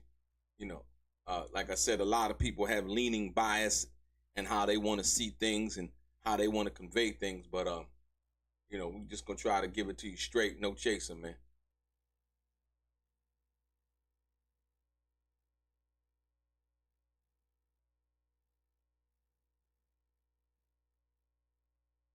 We're gonna be right with it in a minute.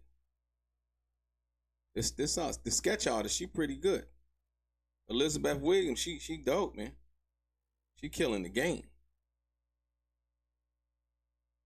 Yes, indeed. She killing the game with the sketches.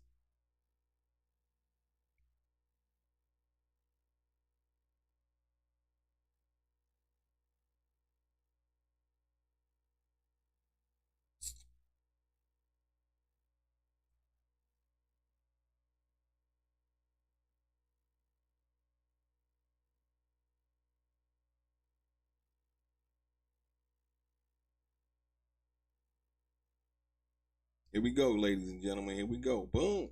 Let's get it.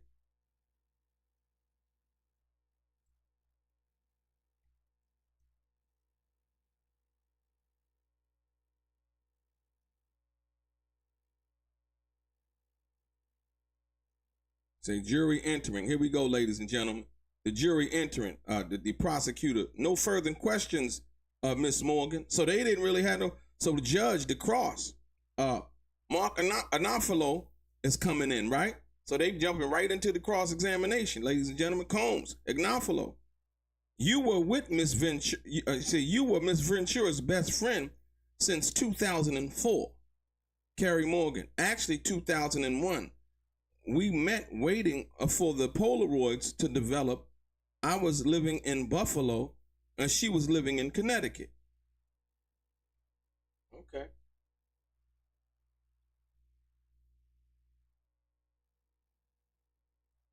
So they already on the cross examination of Carrie Morgan, ladies and gentlemen. That was short. Like I said, I didn't see her having to offer anything much of substance. And like I said, they were just looking for the part where she said that she saw Diddy assault Cassie from that perspective.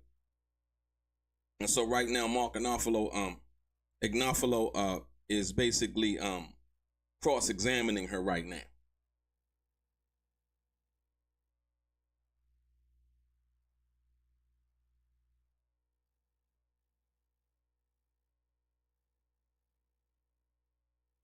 And you see it. No further questions from the prosecution. Judge Cross. Combs, Agnafalo. You were Mrs. Ventura's best friend since 2004. Carrie Morgan, actually 2001. We met waiting for the Polaroids to develop. I was living in Buffalo. She was in Connecticut.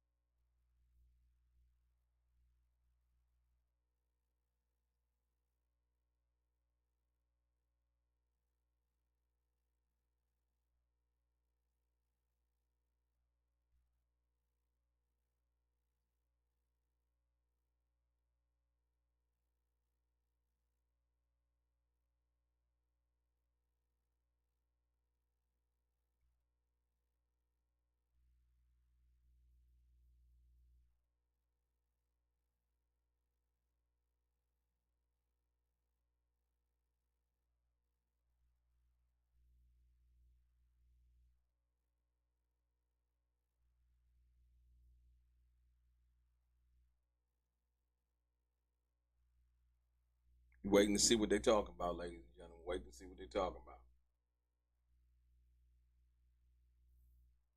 Kathy Rose in the building. Poe the Great, what's good? Brandon Carter.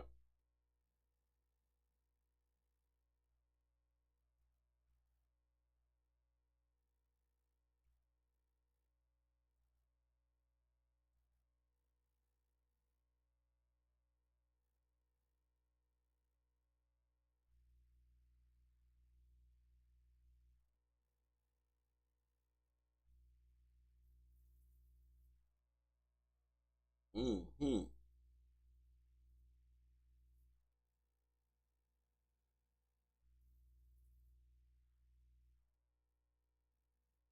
27 seconds ago, you see it.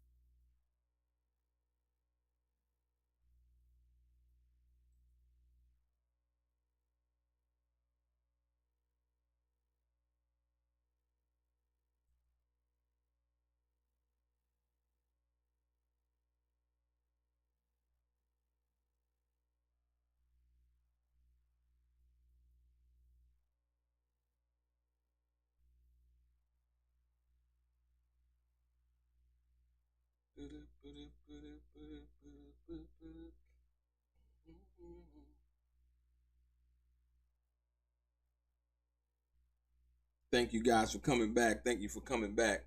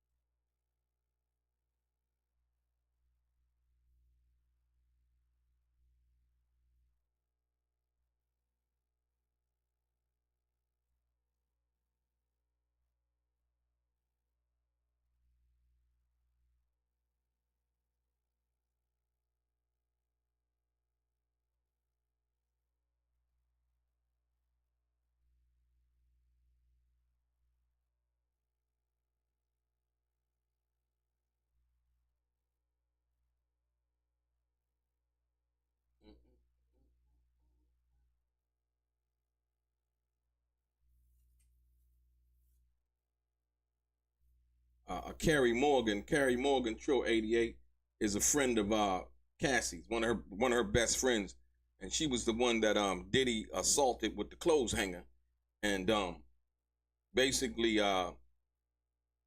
yeah, she's testifying now. She's being cross-examined right now. They just got finished with the direct. Now she's being cross-examined by Diddy's attorneys.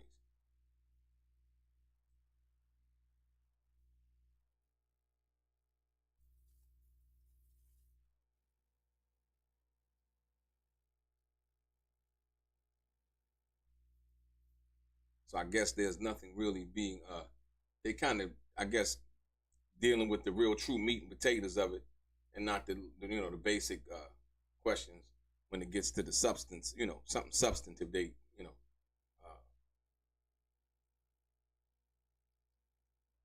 come through with it. But as you can see right here, 27 seconds ago, which is now basically like I would say 7 minutes ago, the beginning of the cross, Gnafalo, you were Miss Ventura's best friend since 2004. Carrie Morgan, actually 2001. We met while waiting for Polaroids to develop. I was living in Buffalo. She was living in Connecticut.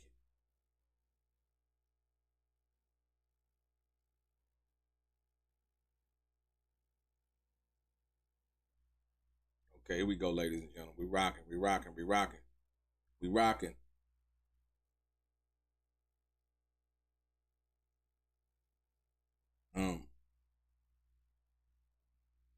Agnafalo. Then you were both in New York City, right? NYC. Carrie Morgan. I stayed downtown, and she moved to Harlem. Agnafalo. Have you ever met Kim Porter? Morgan. Yes. Probably at a concert. Agnafalo. Was Cassie ever jealous? Yes. So basically, they're trying to,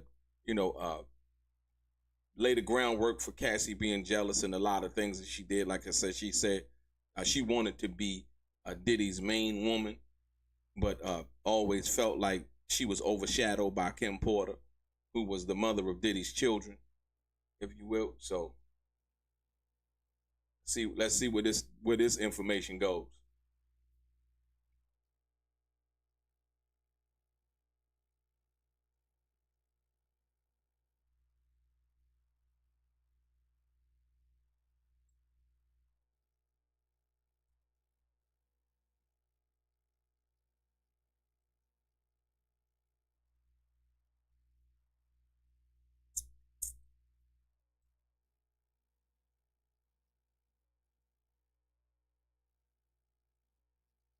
So Cassie was jealous of Kim Porter. I mean, I don't know, how could she be jealous of Kim Porter? Kim Porter was with Diddy, earlier on. I mean, after his Misa, after Misa, you know what I mean? Basically, I mean, how could she be jealous of Kim Porter? I mean, I guess jealousy is what it is. At the end of the day, I can't see why she was jealous of Kim Porter from that perspective, though. Kim Porter was the baby mama, you know. And Diddy chose to have what? What Kim had what? Three kids, Three children by the twins and the other and Justin. I mean, his other son, right? So yeah, I don't understand that, but you know, I guess that's why we all watching, man. We trying to understand, what the deal was, um, why it was what it was.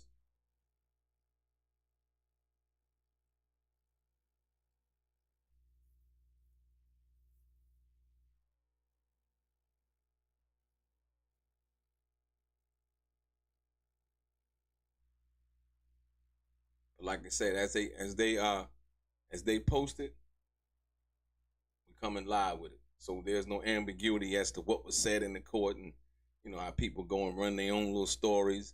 Like I said, you getting it live right here and in person, courtesy of Inner City Press and Straight Game TV. Hit the like button, hit the share button, hit the thumbs up button. If you have not subscribed to the channel, please do. Very much appreciated.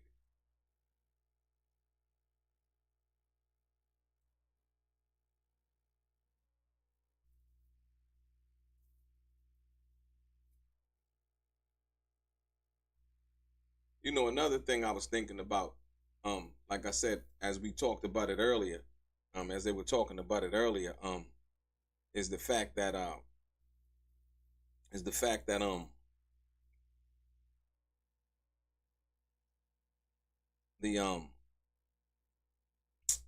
Dawn Ricard, like I said, her testimony was horrible. You know what I mean? Horrible. So I don't think they got anything out of her that they really wanted to get. And so now here comes the young lady, Carrie Morgan. Like I said, hopefully, I guess they can see with that. It seems like after Cassie, man, it just went downhill, to be perfectly honest with you, man. It's like people just coming back reciting, old things and so on and so forth, and information that really is not really relevant in regards to anything, to be perfectly honest with you. That's what it seemed like to me.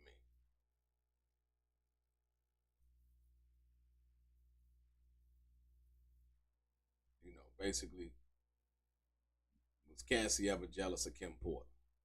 Okay, yeah, she was. Now what?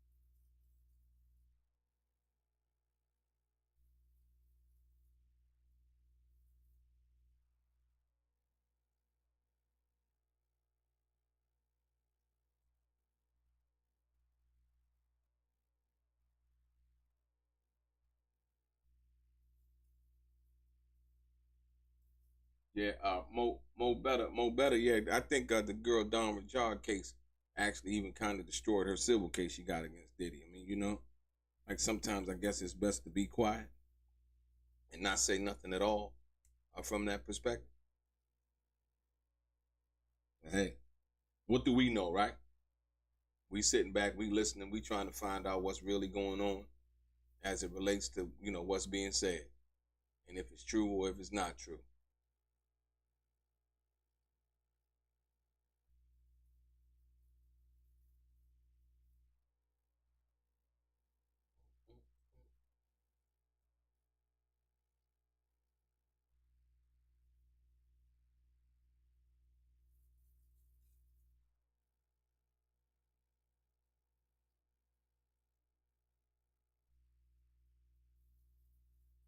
guess the prosecution, other than letting the case go, they got to go through with it now. You know? What I found interesting, though, was when they tried to get the evidence in just not too long ago, the prosecution tried to get some new evidence in, and the judge was like, no, because the evidence could have potentially had them recall Cassie back to the stand. And like I said, that was a strategy, I think, by the prosecution. You know, trying to do that, knowing that Cassie couldn't be called, but hoping that the judge would allow for that evidence to be submitted into court, if you will. So, yeah. But evidently it didn't work. And so, here we are.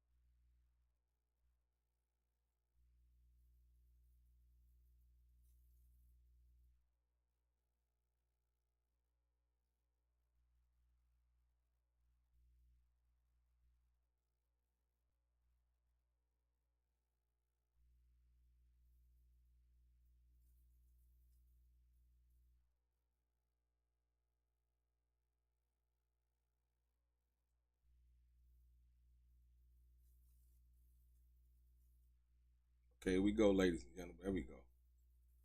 Man. The process. So trust the process, right? Here we go right here. Look. When she said, she asked Cassie, was Cassie ever jealous? Agnafalo. And the other way, Carrie Morgan, Cassie was speaking with Michael B. Jordan, and Sean got jealous. She was trying to leave him, right? So here we go. Now we got Michael B. Jordan coming back into the situation, right? Asking was, they asking basically, was Cassie jealous of Kim Porter? And then Mark Anofalo basically saying, and the other way around, and Carrie Morgan basically saying, Cassie was speaking with Michael B. Jordan, and Sean got jealous. She was trying to leave, right? And Agnafalo says, you were both using drugs. Morgan, no, we were in South Africa. No, Agnafalo, did you learn about Gina? Yes. So, basically, I think what Mark Agnafalo is trying to kind of pinpoint here is the fact that this was a regular relationship. This was consensual. This was, Cassie was talking to Michael B. Jordan allegedly or whatever, and it was just normal occurrences, right? Asking, you were both using drugs. She said that no, we were in South Africa. And so I don't know what Mr. Agnafalo was trying to get at, because earlier in her testimony, she said that her and Cassie both were using opiates, right? And so I don't know to what degree, or what he was trying to get at when he hinted at that and asked her again. She said no, we were in South Africa, So.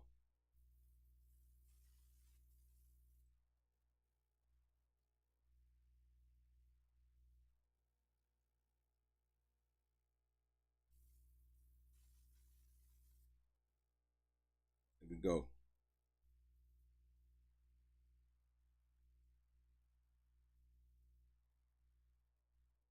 Carrie Morgan, he was having a full-on relationship with this little girl. Hold on. What Carrie Morgan said he was having a full-on relationship with this little girl, Agnafalo. Why do you call her that? She acts like that.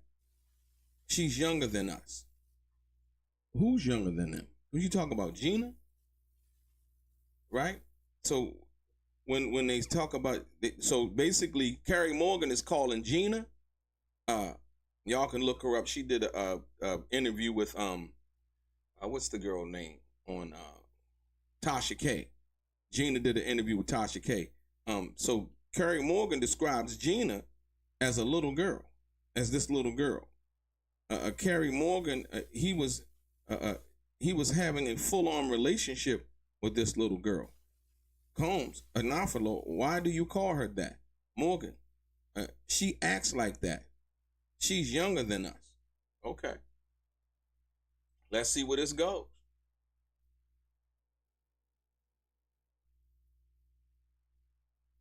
So Carrie Morgan calling Gina a little girl because saying that she acts like that. She's younger than us.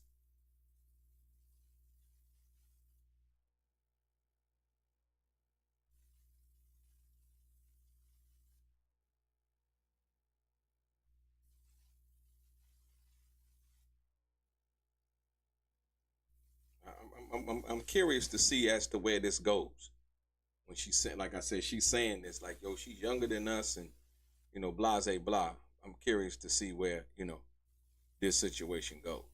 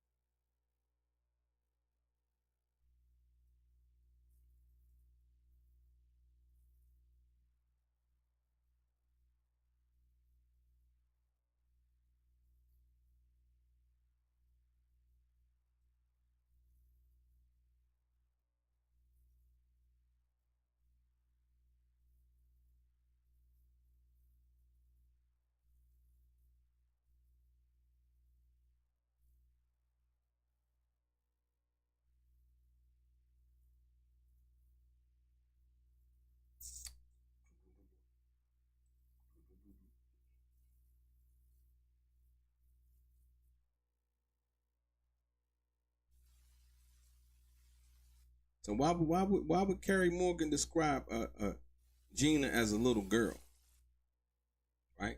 And Cassie didn't describe her as a little girl, but so I'm just curious as to why Gina would do that. I'm sorry, Cassie didn't describe her as that. I'm curious as to why Carrie Morgan would describe Gina. He was having a full-on relationship with this little girl, right? So I guess Cassie wasn't the thing or whatever. Like I said, once again, you know, she started talking to Michael B. Jordan. Sean got jealous. Diddy got jealous. She was trying to leave him, right? You know, I don't know if she's suggesting that Cassie was trying to leave Diddy, right? You know what I mean? Hitch herself. Cassie was trying to hitch herself to the next thing smoking, man. She was trying to work her pretty out. You know what I mean? You know what I mean? I'm pretty. You know what I mean? I definitely look good for you. I'm arm candy, if I'm nothing else, right? So like I said, it didn't seem like all that they tried to, they painted it out to be, man. This is about people's relationship, who they getting jealous of, and all of this. There's a lot of jealousy going on for it to be some kind of racketeering organization.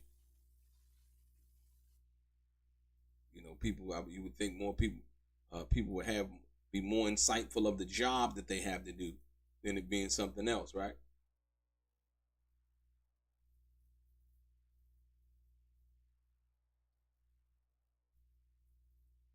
Yeah.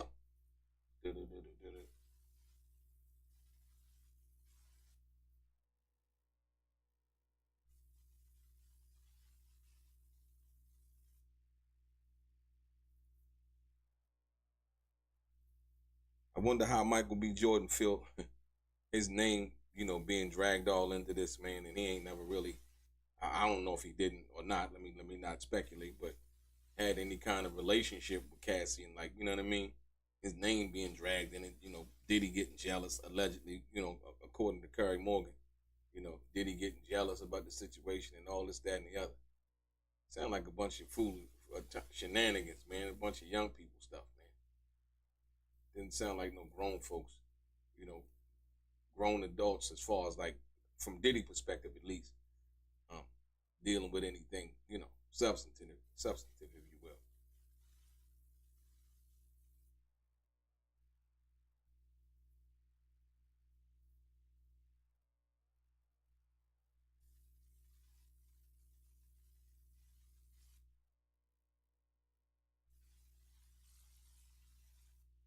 Okay, here we go. Let's rock.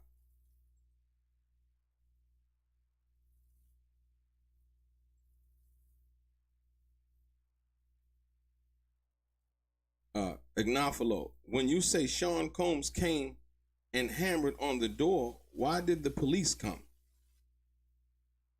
They said because of the noise, Carrie Morgan said. Ignafalo, what did they say to you? Morgan, Cassie was visibly injured, but she didn't say anything. Oh, see, now we get into the to the meat and potatoes once again. Well, I figured it was like some kind of noise complaint, or the police came because somebody called them or whatever, unrelated. So now, once again, ladies and gentlemen, I want you to see where people have friends, and the friends are supposedly or alleged that they care about a person, right? Carrie Morgan sued Cassie and Diddy, got her check.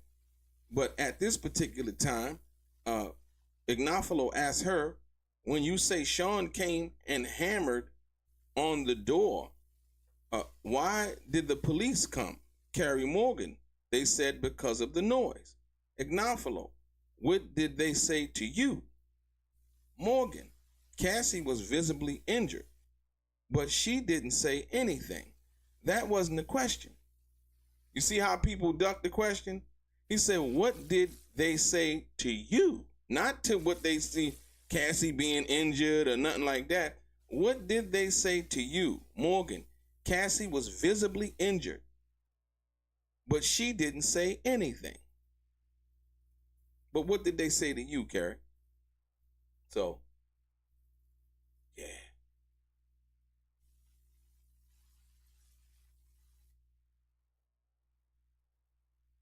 So we seeing in real time, ladies and gentlemen. Like I said, that's why I like this so much, because you can get a chance to see in real time what's actually going on, man.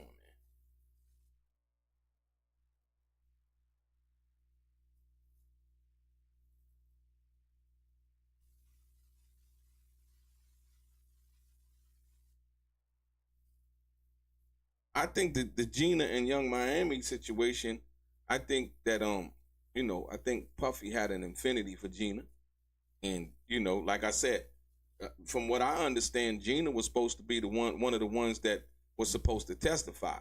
Um, I think speculation here. Let me be clear. I think Gina got paid off. She might have took some money. You know what I mean? And was like, you know what? Disappear. You know what I mean? From that perspective.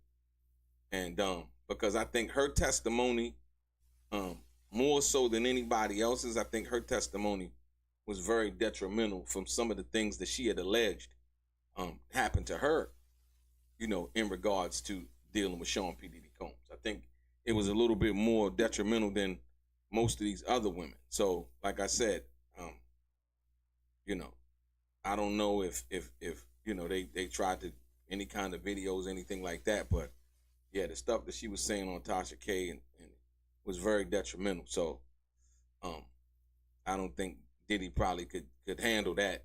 Like I said, and if it's any truth to what like I said, if he did pay it, then it kind of looked like it might be a little bit of truth to that situation. But who knows, right? That's why we all looking and listening to what's going on right now. So.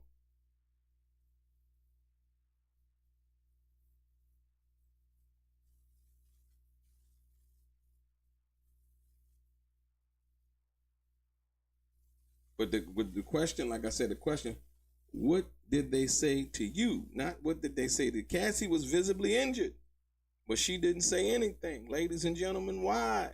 If the ladies in the chat could tell me, give me an explanation as to why you think Cassie didn't say anything. Because I don't know. I don't know. And here is Carrie Morgan. She didn't say anything either. So what's really going on?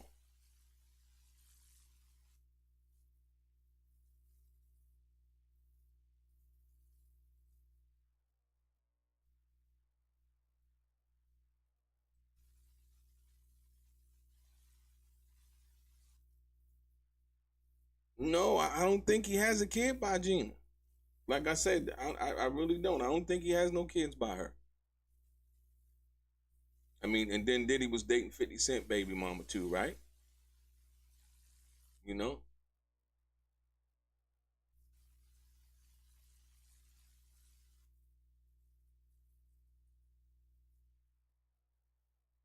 There was no drugs in the baby oil, man. There was no proof of that.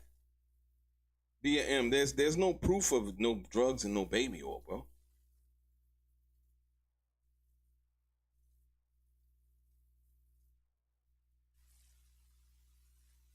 Well, I mean, hey, well, evidently they trusted Diddy more than they trusted the police then. So that's basically what's being said. Like I said, I ain't, like I said, I don't want to offer anybody any kind of justification at this particular point. All I'm saying is I was wondering why, like, they scared of the police. I mean, 2 or 3 different locations, the police called, the mother and the father knew about the domestic violence. What did they do? Nobody seems to answer that. We don't really have an answer for that at this particular time. I wonder, I don't know if Cassie's mother and father are still living. I wonder if they're going to call them to the stand,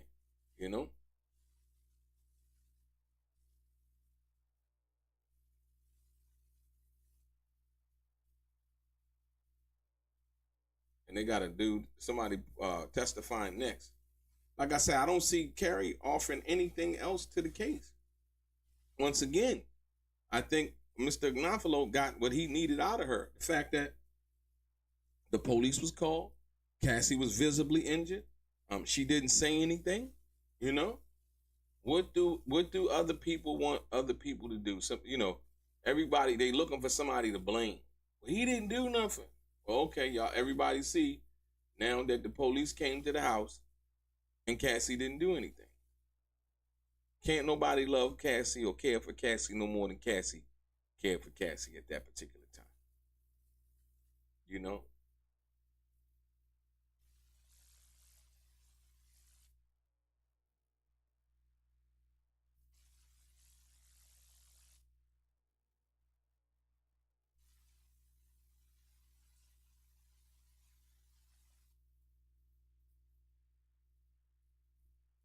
Yep.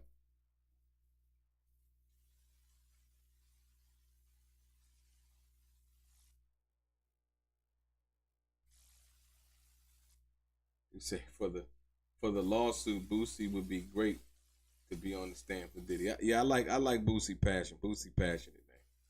Boosie passion. But like I said, I read Boosie post too. Like I said, more importantly, the domestic violence situation is a slam dunk, ladies and gentlemen. I mean, we've seen that. So this is 3 or 4 times, ladies and gentlemen. 2 that we know of. Let's be clear. Well, no, 3 that we know of, right? Daniel Phillips, number 1, when they were doing the freak off, he said he seen Diddy hit Cassie and was wondering why she didn't do anything, correct? He said, she didn't want to call the police. She said, I'm okay. Number 2, the security guard at the Intercontinental Hotel, ladies and gentlemen, after the situation happened, we seen on the video, Cassie was allowed to go back to the room to get her stuff. She went back to the room. She got her stuff. And okay, she leaves. The security guard basically asked her, would you like for me to call the police? Cassie told him, according to him, no, I don't want you to call the police. I just want to leave. Okay. And she left, right? 2 days later, Diddy and Cassie back together, attending a movie premiere. 2 days after the Intercontinental thing, right? And okay, here we have it right here, in front of our face. Mr. Agnafalo asks Cassie's one-time best friend, Carrie Morgan, when you say Sean came and hammered on the door, why did the police come? Carrie Morgan. They said because of the noise, Agnafalo. What did they say to you? And the question wasn't really answered. She said that Cassie was visibly injured. She didn't say anything, though. So that's 3 times, ladies and gentlemen. 3 times that Cassie had an opportunity to, tell the police what was going on, inform the authorities about Sean P. Diddy Combs' behavior, and she chose not to. I mean, how many times can we blame other people?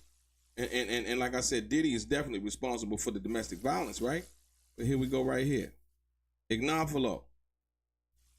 You two were best friends for 18 years, but now you haven't spoken with her since 2018. Carrie Morgan, that's true. Agnafalo. At the danger of being capital obvious, that's a long time. She's moved on. The prosecution yells objection, right?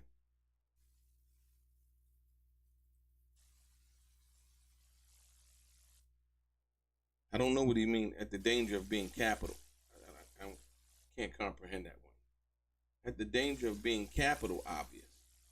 Oh, money. Oh, okay. I guess money being capital obvious. That's a long time. She's moved on, right? I don't know if they're trying to get at that maybe she had talked to Cassie or whatever have you, but they're not letting it be known that she talked to Cassie.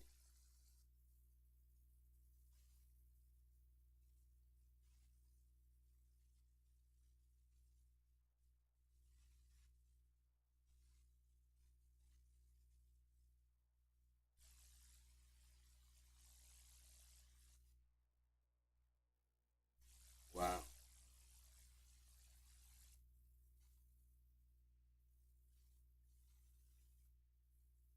You see the prosecution objected as to that last statement, or should I say question.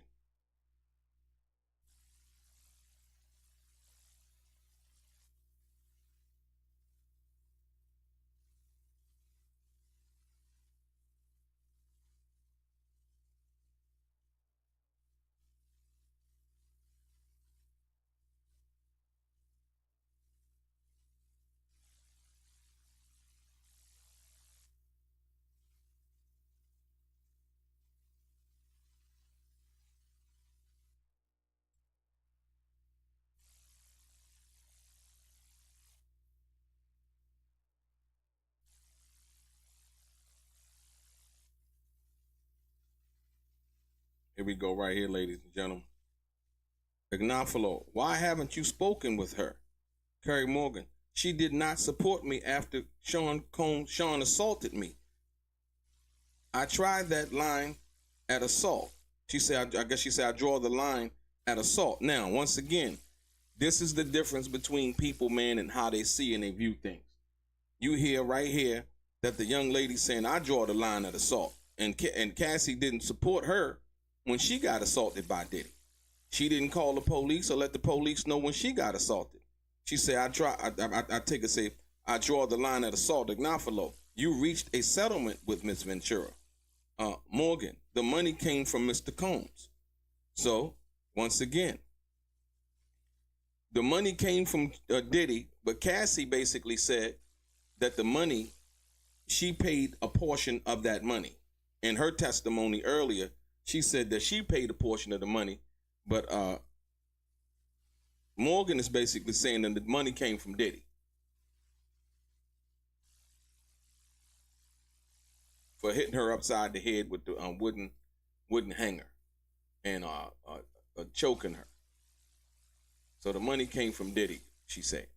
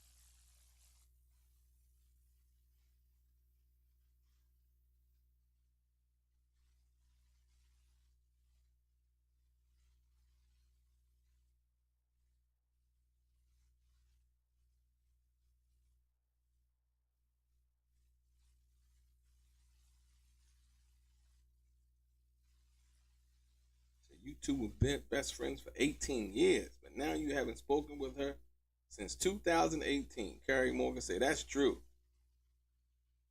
At the danger of capital obvious, right? Cone, why haven't you spoken with her? She did not support me after Sean assaulted me. I tried that. She said, I draw that line at assault. Yeah, I don't blame her. You see how some people have different standards and how they can choose to conduct themselves. Cassie evidently didn't give a damn. She just, for whatever reason, she wanted to be in the lifestyle. She loved all the gifts, the trips, the everything, right? And she didn't see no need to do anything about anything. It's just basically as simple as that, ladies and gentlemen. Like I said, can't nobody else give me any justification. The young lady Carrie sitting here saying that when Diddy assaulted her, after many times that she supported Cassie, Cassie did not return the favor. So Cassie was basically out for Cassie. You know what I mean? That's basically what it all turned out to be. So, yeah. You know, they say you never know who on your side until shit get thick. Shit got thick. And Curry basically said that Cassie didn't support me when Diddy assaulted me. You know? That ain't got to do with nobody supporting Diddy, siding with Diddy, or none of that. That's simply the facts.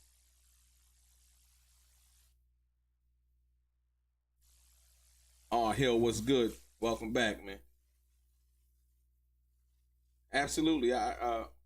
Chris G, I second that. Abuse is not love, not even hardly. Like, well, what is real friendship? Like I said, Curry basically tried to be a friend to Cassie on many occasions. But Cassie, when it came time, you know, for her to return the favor and show the love in return and to reciprocate that love, Cassie wasn't there.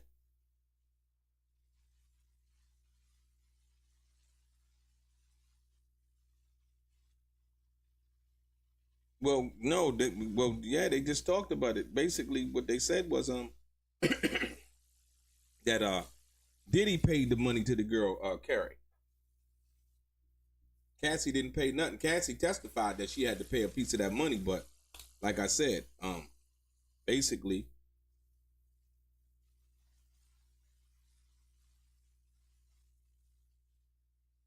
Diddy paid all the money. Cassie said she ain't had no money, right?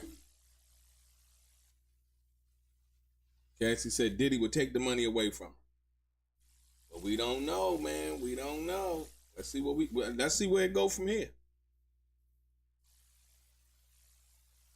You know what I mean?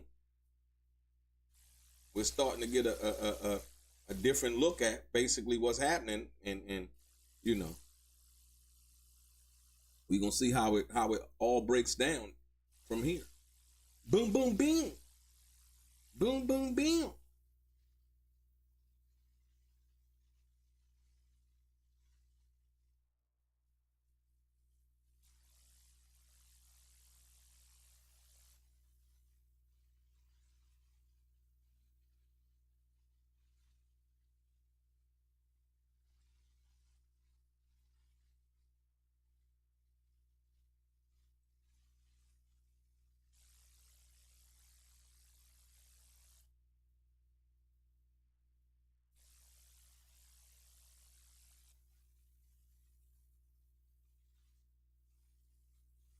Let's see how it goes, ladies and gentlemen.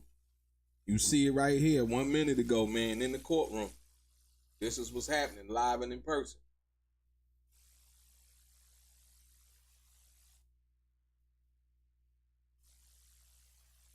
No faking, no shaking, man.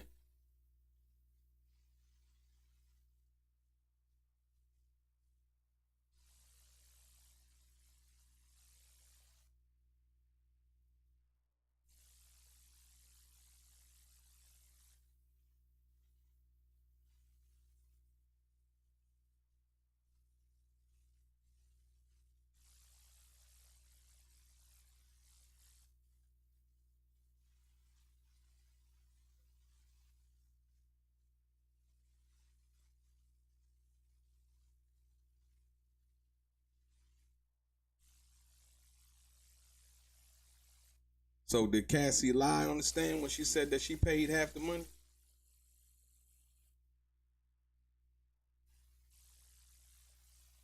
I'm wondering. I'm wondering, do they count that as a lie? Because she said that the money came from Mr. Combs.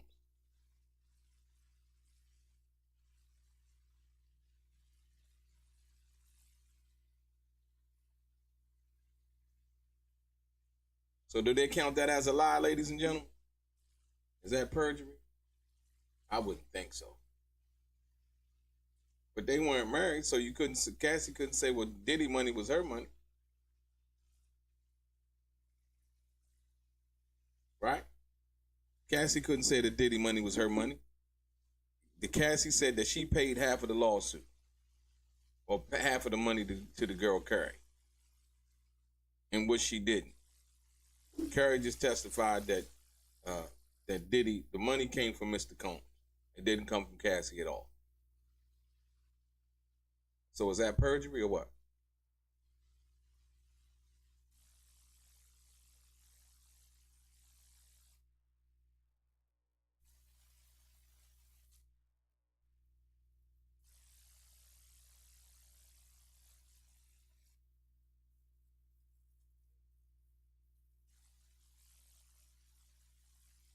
So Kathy Rose, you say yeah that Cassie lied, basically saying that she paid half the money.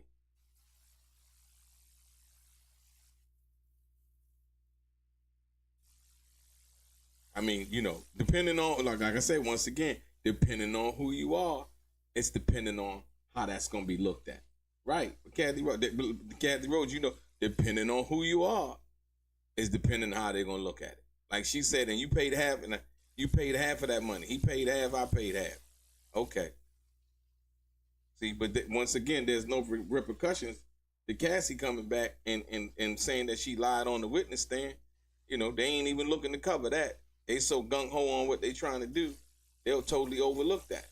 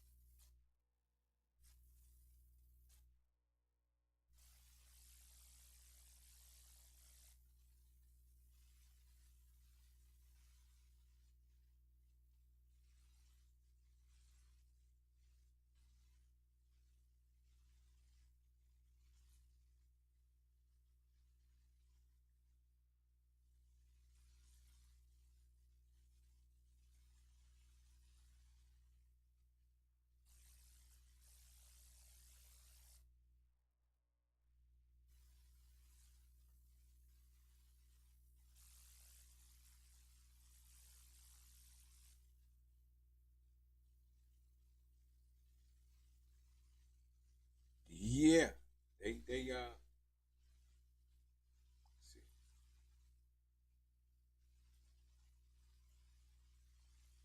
yeah, a Mo better. Like you said, if you going off her every word, but man, look, this shit is so on a slant, it don't even make any sense, man. At the end of the day, it's a lot of this shit is on a slant, man, and it's like, Cassie will never admit it. Diddy's reputation is done. How did she tell the truth in that situation? Hustle hard. How she paid half the money? Carrie said the money came from Diddy. I mean, there's no ambiguity as to who wrote the check and where the check came from, right? You know. I mean, I don't know if she wanted the girl Carrie to think that, as to gaining her friendship, like we know, girl, well, I pay half and he pay half. You know what I mean? I'm sorry, or whatever. Oh, there's LaDon. LaDon is back in the room. Well, no, I mean it's not whether it's what's truthful or not. Um, what versus what she said versus what her friend is saying. Those two statements conflict with each other. Not, you know, um, like I said, the young lady was the one who received the money, and she said the money came from Diddy. Okay, you know.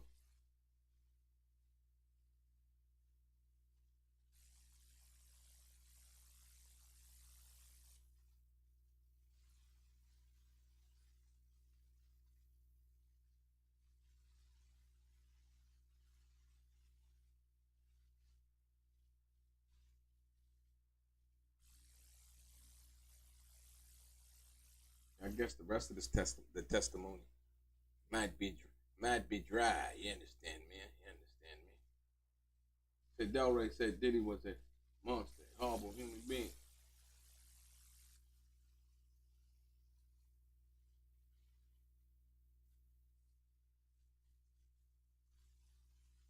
No, I'm basing it on the domestic violence aspect of it, Anna Lee.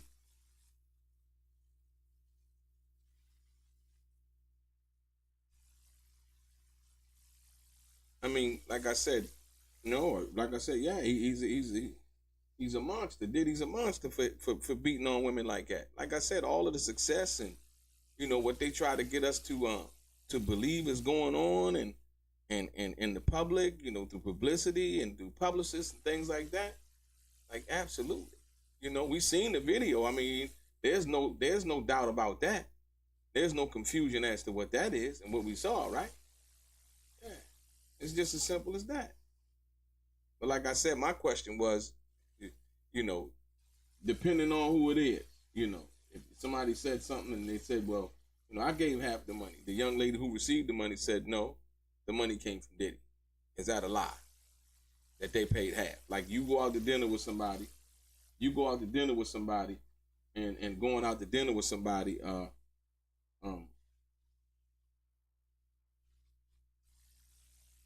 and going out to dinner with somebody, and they say they paid half of the meal versus you paying the whole meal. How does that work? They say, well, I paid half, and they didn't pay half. Is that a lie, or is that the truth? That's the question. Just a minute, ladies and gentlemen.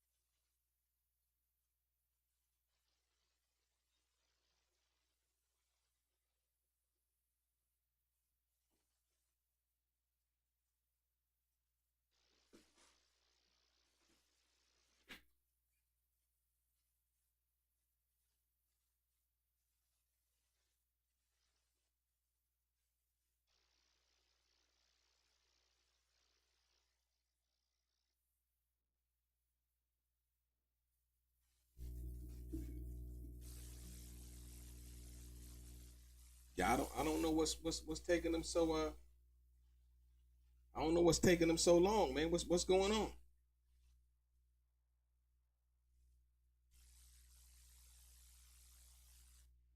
Kathy Rose say, I feel like this, whatever sexual activities Diddy was involved in his personal time, his home, as well as in his personal business, the way they doing him,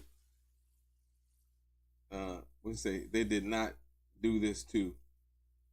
Yeah, like I said, and that's what I was trying to say, Kathy Rose. I was saying the same thing, Bill Clinton or whoever. But more importantly, like I said, when you think about the big picture, there, talking about all of the other things like the freak offs. Okay, yeah, cool, whatever. We get that, right? But now it's basically turned into a spectacle involving domestic violence. Like I said, I mean, all of the rest of the stuff. You're right. What does it really have to do with the situation at hand, right? Here we go, ladies and gentlemen. The situation at hand, right? Right? Agnafalo shows Carrie Morgan a photo, then asks Combs Agnafalo, do you know if Louise Hayes is a self-help author about self-affirmation? Morgan, yes. Why did you send him this with the words of encouragement? I don't remember sending it. Okay. Wow. See, look, and when we get into stuff like this, every day they remember all of the stuff that they think is going to benefit the argument for whatever side that they're arguing on, right? But the stuff that I guess supposed to benefit what it's supposed to benefit, they don't know anything. So this is where we are in life, man. This is where we are in life, man. So. Yeah. Agnafalo shows Carrie Morgan photos and asks Combs, Agnafalo, do you know if Louise Hayes is a self-help author about self-affirmations? Morgan, yes. Agnafalo, why did you send him this with words of encouragement? Morgan, I don't remember sending it. Agnafalo, okay. I don't know what they're trying to get at with that right there, but it's a lot of angles and right? Okay, here we go, y'all. We moving on, back. We moving. They seem like they're trying to get it up, man. They trying to get it up. They're moving along a little bit. Right? Agnafalo. I want to show you a few more photos, but first let's talk about the incident when he put his hands on your neck. Were you and Cassie using any drugs at the time? Carrie Morgan, no. Agnafalo, what did he say? He said, who is she cheating with? Right? Now, I believe that Cassie testified that her and the girl, Carrie, were using drugs together. See, this is where their story differs. And this is what I'm talking about by being consistent and inconsistent, right? Remember, Cassie testified, I believe, that her and the girl, Carrie, were getting high together and that Diddy got mad because they were getting high together. And Diddy didn't want Cassie getting high with nobody but him. Y'all remember that?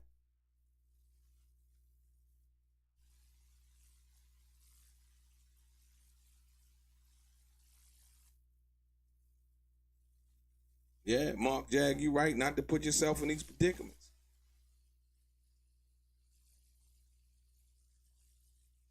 Do y'all remember Cassie saying that? Cassie saying that her and the girl Morgan, Carrie Morgan, was getting high together. They were using opioids.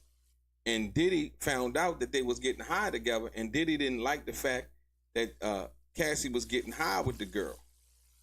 And now Carrie Morgan being asked, right, by Agnafalo, I want to show you a few more photos. But first, let's talk about the incident when he put his hands on your neck. Were you and Cassie using any drugs at the time. Carrie Morgan, no. Ignafalo. What did he say? He said, who is she cheating with, right? So, once again, what I find is the testimony between her and Cassie, they're testifying two different things. Because Cassie said that I believe her and the young lady were using drugs and getting high together, and Diddy found that out. So I guess we gonna get down to the nooks and crannies of what's going on, man.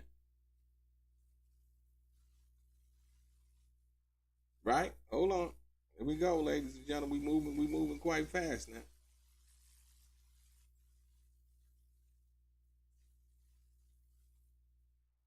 Combs, Ignafalo, you went to urgent care and not to the hospital.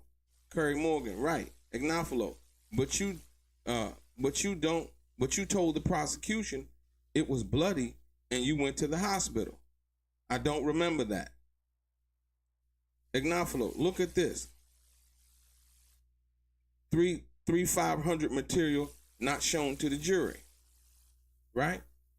So basically 1 minute, okay, so what they saying is she's lying too. They trying to catch her in the lie. So basically, Ignafalo is trying to point out the fact that the young girl, Carrie Morgan, you said basically you went to urgent care and not to the hospital. Carrie Morgan, right. Ignafalo, but you told the prosecution it was bloody and you went to the hospital. Carrie Morgan, I don't remember that. Ignafalo, look at 3500 material not shown to the jury. Ladies and gentlemen, once again, here we go with the little lies, the little inconsistencies, the little things that usually chip at a person's and not the fact that it didn't happen, you know what I mean? Because Diddy paid the money. Evidently, he felt like he was wrong in some kind of way because he paid the money. But I'm saying as far as sometimes trying to ham it up to make it seem more than what it actually was, right? But she said she did go to urgent care. She shouldn't have had to go to urgent care because he shouldn't have put his hands on her. From that perspective, like I said, when you think about the big picture.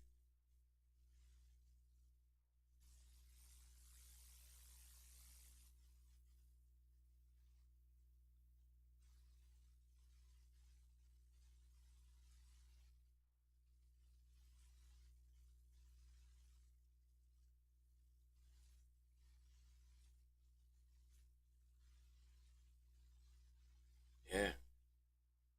So they right now they showing material to the I guess to her up on the stand, letting her see, I guess, testimony she may have told the prosecution about, her going to the hospital versus going to urgent care.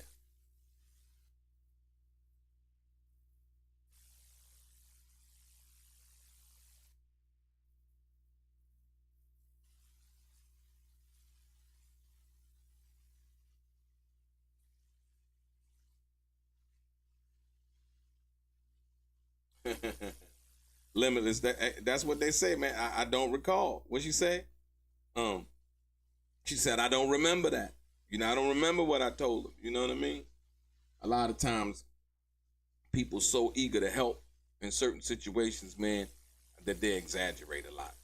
Basically, what happens from time to time, and possibly could have been the situation in which happened here. But we don't know that yet. We got to see what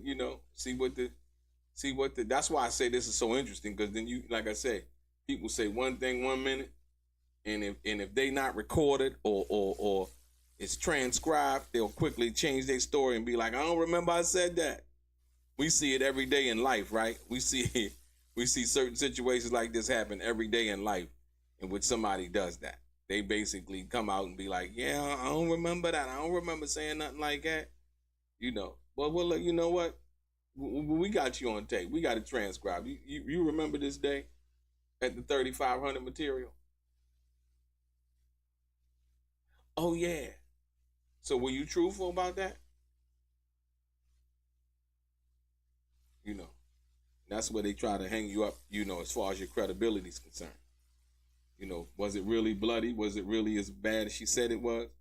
And like I said, once again, as a matter of fact, it shouldn't have happened. But, you know, in this situation, you know, dealing with Diddy, you know what I mean? You know, we know that he's a handsy dude, right? Love putting his hands on women from that perspective.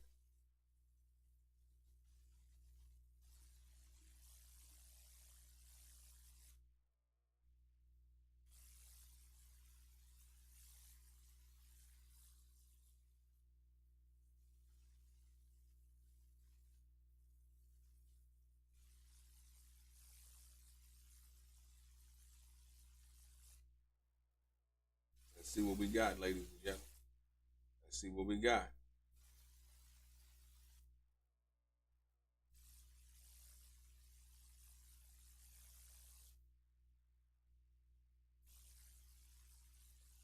I'm trying to see what this 3,500 material say, man. I think they just showing her statement versus what, you know what I mean, what she just testified to in court.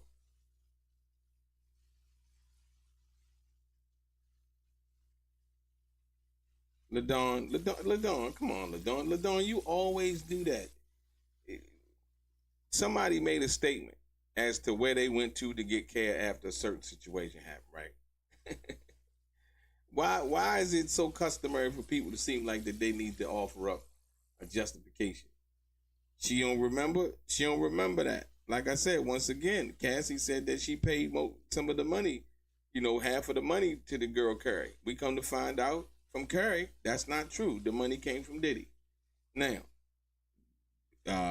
you know, Mr. Gnafalo asking her, you went to urgent care and not to the hospital, Carrie. Right. Gnafalo. But you told the prosecution, it was bloody and you went to the hospital. Morgan, I don't remember that. Right?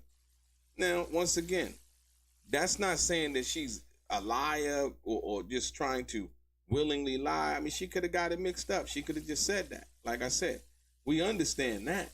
It's not that you don't remember, right? I may have said that, you know what I mean? Hospital or urgent care, you know, to me or to some people, it's all the same. You know what I mean? So not to try to paint Carrie as a liar, but like I said, once again, that's how it goes down when they're doing, you know, when you being cross-examined, you know, and somebody's life is on the line. You know what I mean? That's basically how that goes. Like, look, hold on. We're going to hold you to the letter of the words that you said because we wouldn't, you know.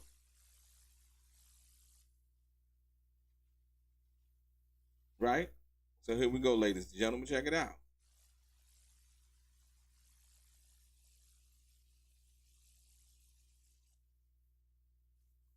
Right? Carrie Morgan.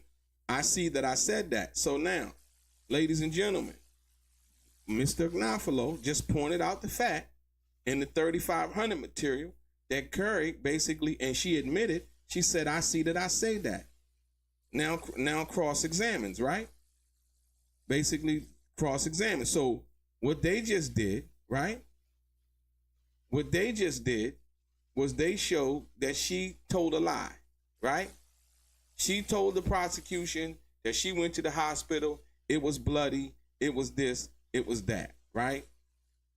And like I said, it's the little things like this that people, because like I said, people like to exaggerate and try to make things seem more than what they actually are. They're very dramatic, if you will, right? So, in him asking her, you went to urgent care and not to the hospital. Carrie Morgan, right, Gnafalo. But you told the prosecution that it was bloody and you went to the hospital, right? She said, I don't remember that. So she's saying, I don't remember telling them that. Okay, cool. Gnafalo said, well, hold on. Well, let me refresh your memory because you need a reminder, right? Look at this 3,500 material are not shown to the jury. Then it goes on. Carrie Morgan, I see that I said that. So she stands corrected by the information that she gave to the prosecution. Now, cross-examination comes back to the prosecution. And United States Prosecutor Foster says, do you remember Mr. Gnafalo asking you about the incident in L.A.? Combs, Mr. Gnafalo, objection. overruled. USA Foster, and he hit her like in Jamaica, arguing about jealousy, right? So the prosecution, right, is coming back being really aggressive as to their line of questioning, trying to keep, I guess, what Carrie said. They're trying to keep it focused on the assault, if you will, right? So now, once again, that was fast. It was one of those quick jump-ins.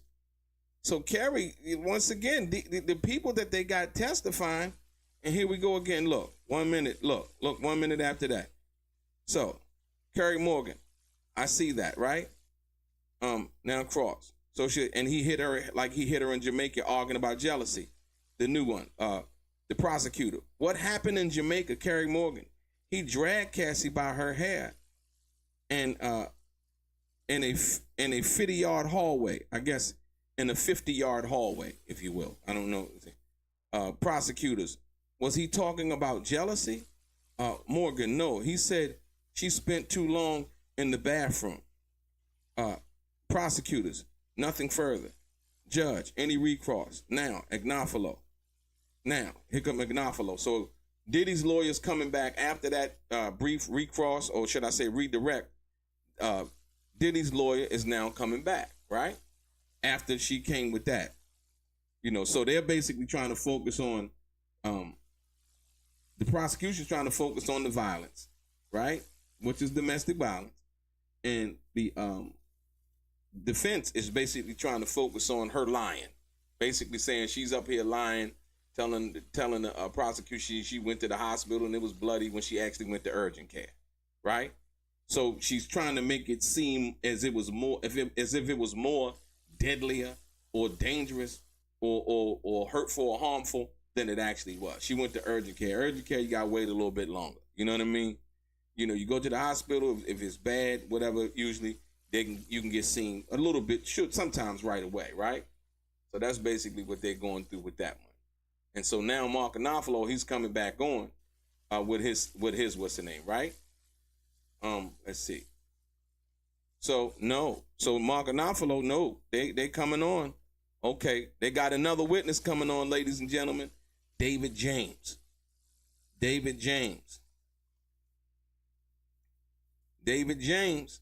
Here come David James, ladies and gentlemen. Judge, any recross? Agnafalo now. Next witness, David James, AUSA. Why are you here, James? I have been subpoenaed. Prosecutor, were you Combs' personal assistant? David James, from 2007 to 2009. Prosecution, who was in this photo? David James. That is David James. Prosecutor, that is yourself, yes? Okay, so they got a new witness on the stand, ladies and gentlemen. New witness on the stand, Diddy's old former assistant by the name of David James, ladies and gentlemen.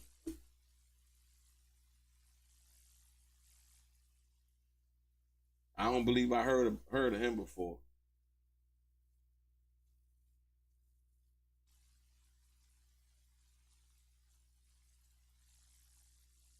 So Carrie Morgan, she didn't really testify that. She testified to something happened to her.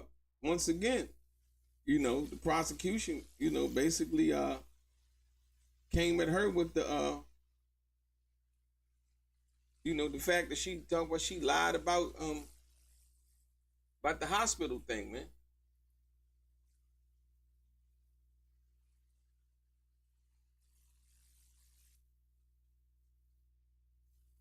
Yeah, saying she lied about the hospital situation.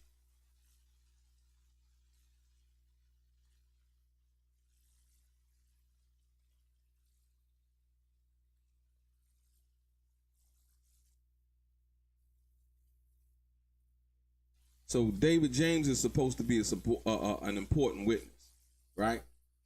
He's Diddy's former assistant, and he's supposed to be testifying as to the as to the conspiracy of the racketeering and the security guards and all of these other things. That's basically what the prosecution said earlier.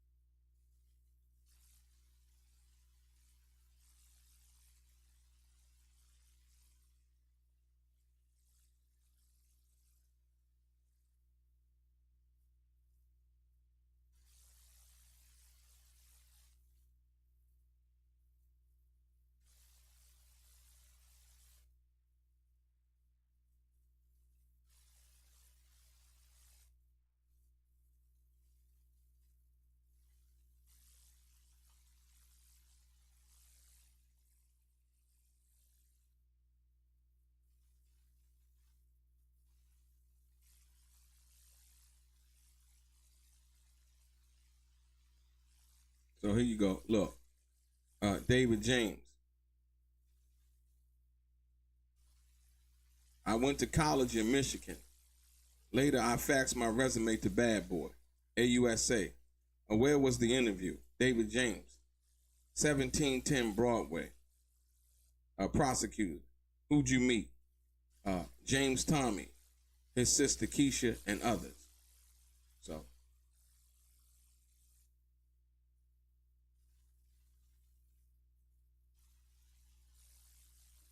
Yeah, this is actually getting kind of, I don't know. Like I said, when they start off, I guess, how well is the person connected to the case, the fact that he was Diddy's assistant, and all of those things.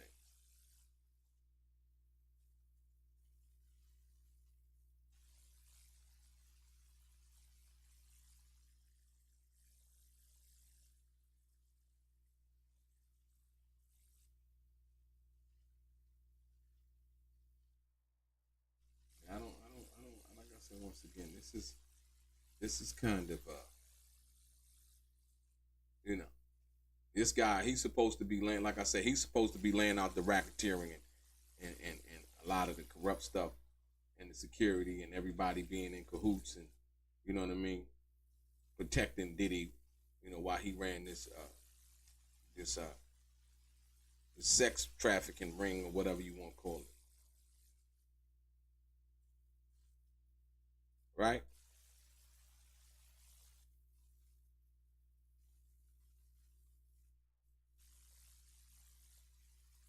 He said, how did they test you? David James, they gave me 40 appointments and asked me to make a schedule. You had to know, for example, what time a particular show was on. Hot 97 came on. Prosecutors, what did Mr. Combs ask you? David James, to make a spreadsheet for Miami. Okay.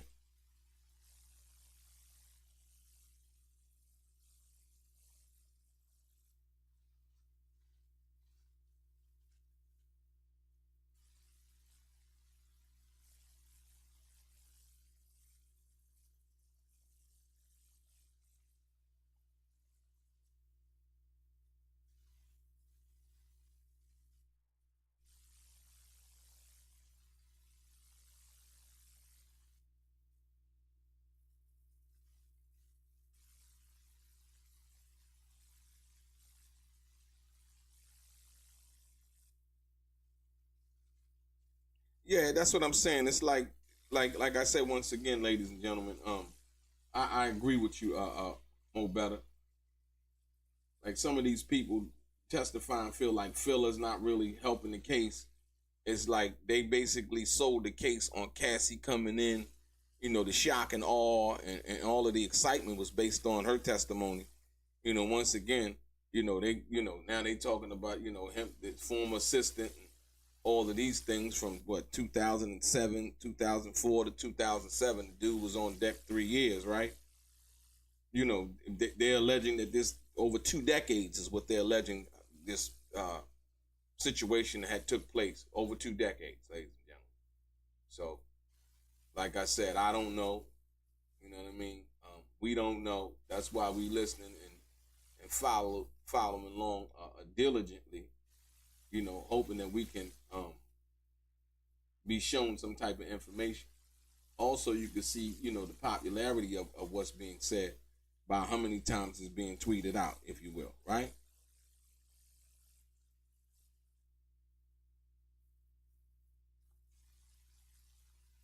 So you know.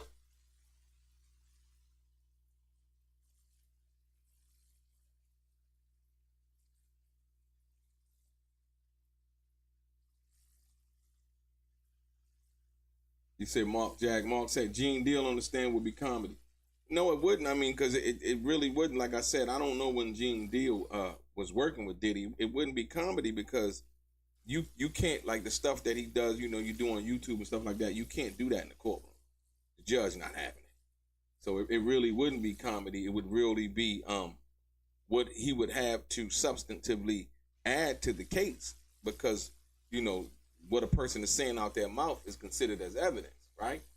And as we seen with Carrie Morgan, as we seen with Don Ricard, Don Ricard basically, I think, destroyed her civil case.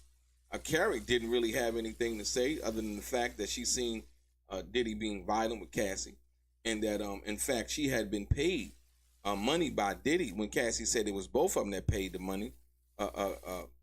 Carrie Morgan basically testified that it was just Diddy who paid the money up. So with that being said, a little bit of inconsistencies there, and the lawyer, the defense is basically focusing on the inconsistencies of what's being said. Like I said, so yeah.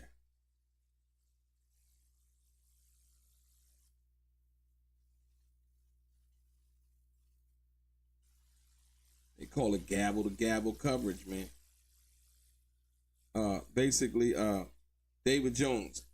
I said I know his food and restaurant preferences. He asked me why'd I make a good assistant. Did he ask him why'd he think that he make a good assistant? I said, can't stop, won't stop. I got the job, right? Prosecutors. Did he have others?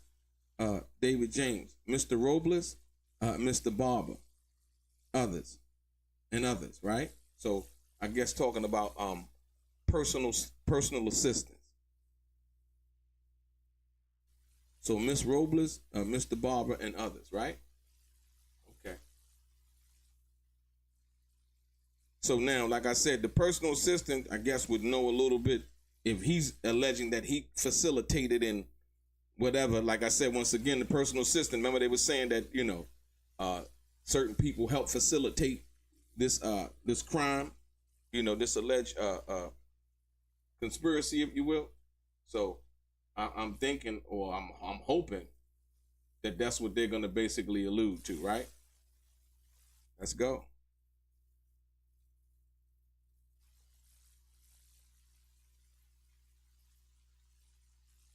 The prosecutors. What would you do as assistant? David James. Bad boy to 5, then out to dinner, then to the studio to 3 a.m. We get a call time at the end of the night. Right? So basically he said, bad boy from, I guess from 9 to 5, then out to dinner, then to the studio till 3 a.m., and then they would get another call time as to when they needed to be back to work, I guess, the next day. So come on, get to the juicy shit, man. All of this,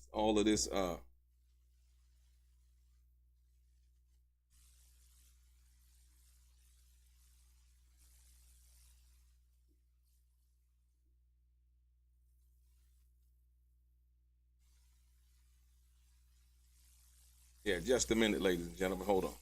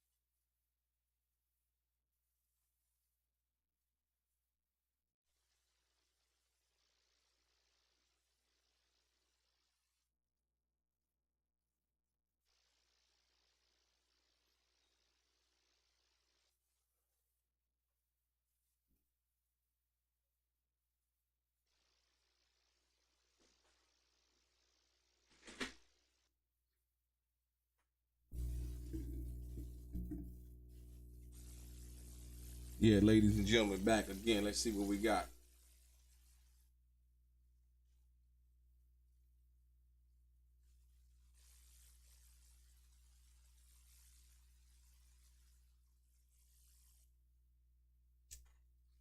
Yeah, they not really, they not really.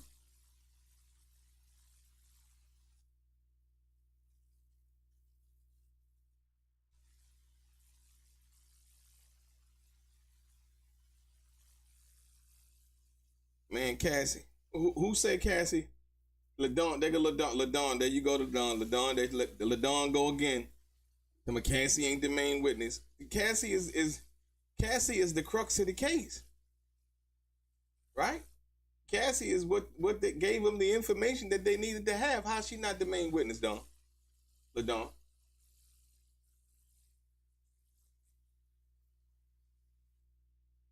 Absolutely, Anna Lee got it right.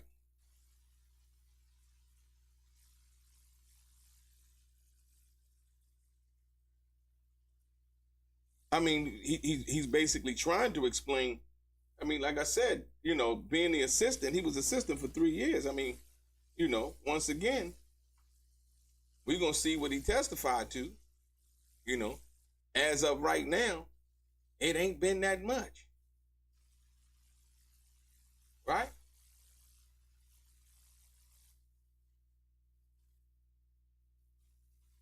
Okay, here we go. Here we go.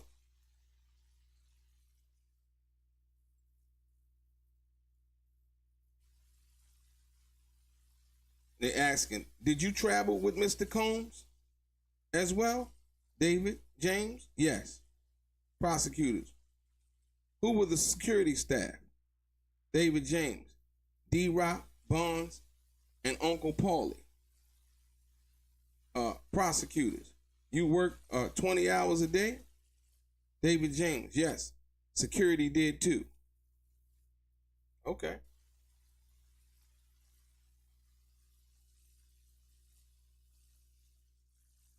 So some bad boy, them checks was good. They was working 20-hour days. I mean, I don't know if they was on salary. You know what I mean? But from what it sounded like, the checks was good, man. Work 20-hour days, man. How many days a week, man?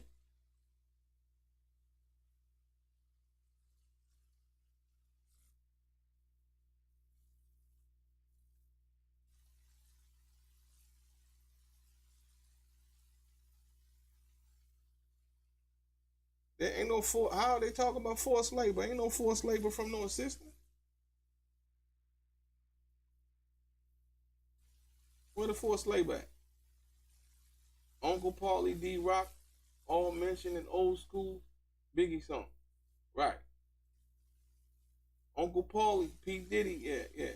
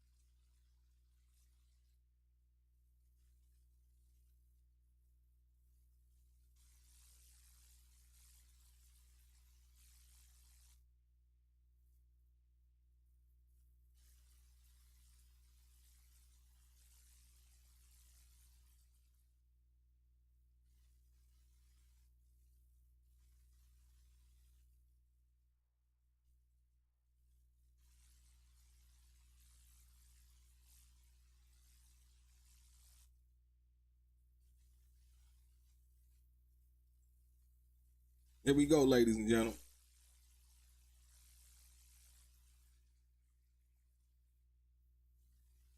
Prosecutors, what did security staff tell you, David James?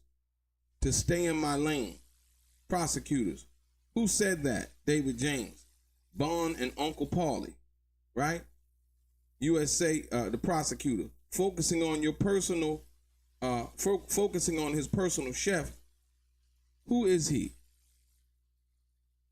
Right?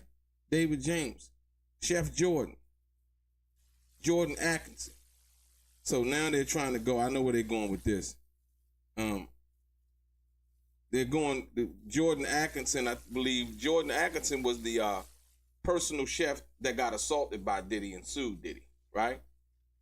Once again, this is just violence. I mean, I know where they're going. I mean, like I said, if you've seen the dude Bond's interview on Vlad, you would know exactly where they're going, because like I said, he basically went on Vlad and told everything that you know that he's talking about right now. So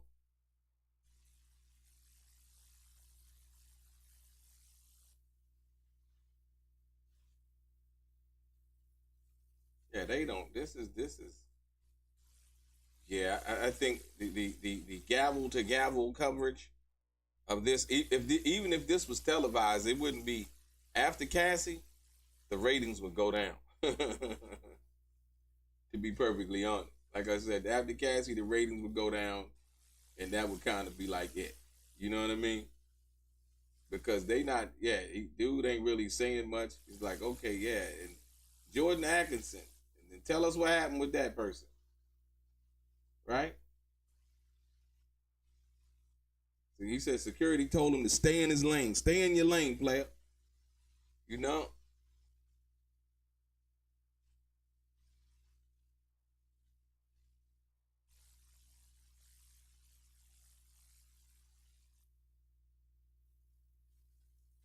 Miss Ashley Matthews, welcome back. Absolutely. Cassie wasn't kidnapped or held against her will over 12 years. She had left and returned to Diddy. Yes, she is a victim, but also a volunteer. Not only a volunteer, but a willing participant. I wouldn't call her a volunteer. I would say a willing participant. And the freak offs and all of the other stuff, like I said, 3 opportunities that they've testified so far to is her being able to call the police or being in the presence of the police, and also having had been assaulted with visible domestic violence wounds, and she did not want to give Diddy up. Like I said, for what reason that was, I can only surmise is the fact that she enjoyed the lifestyle, and she knew that if she gave Diddy up, then then the gravy train would stop. It's just as simple as that. I mean, like I said, a lot of people want to entertain themselves with a bunch of conjecture and speculation and what ifs and you don't know, and no, we know. Like I said, we sitting here listening to these people sit here and supposedly are swearing under oath and telling the truth.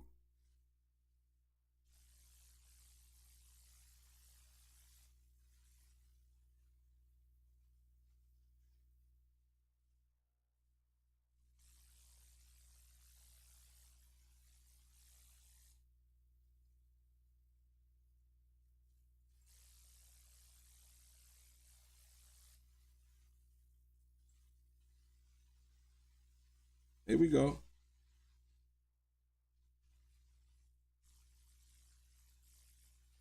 David James, right? David James. I asked her, why don't you leave? Right?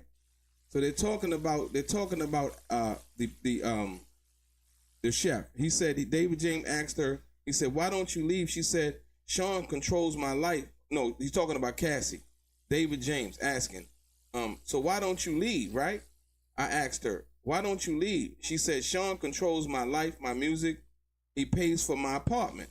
Ladies and gentlemen, hold on, y'all. Boom, boom, boom, boom. Knock on the table, right? Cassie is basically testifying, right? David James is testifying that Cassie told him, I asked her, why don't you leave? She said, Sean controls my life. How? My music. He pays for my apartment. That sounds like she was a kept woman.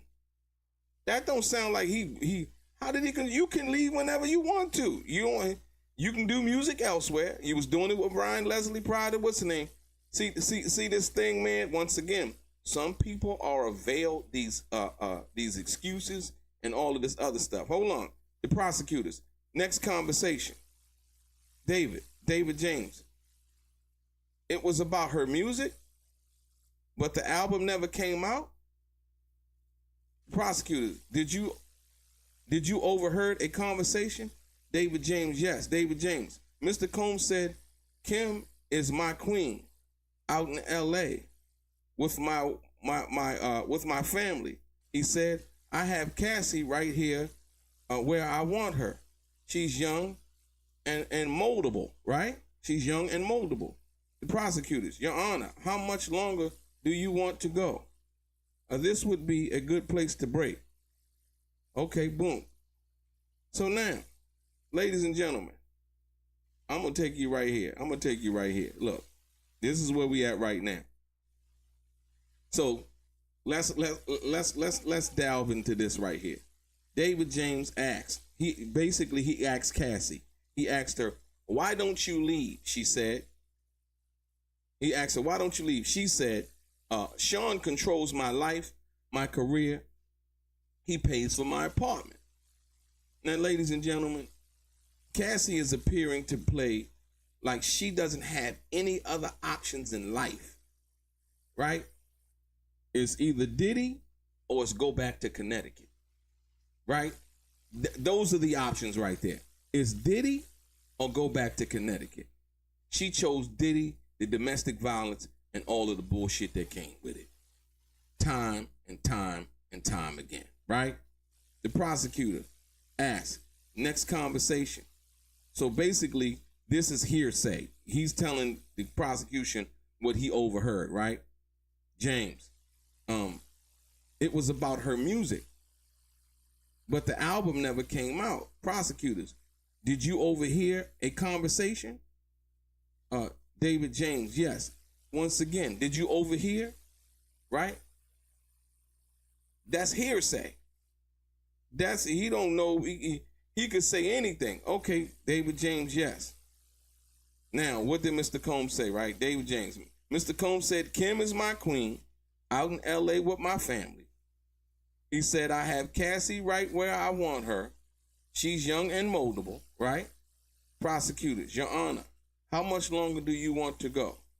This would be a good place to break. So, once again, ladies and gentlemen,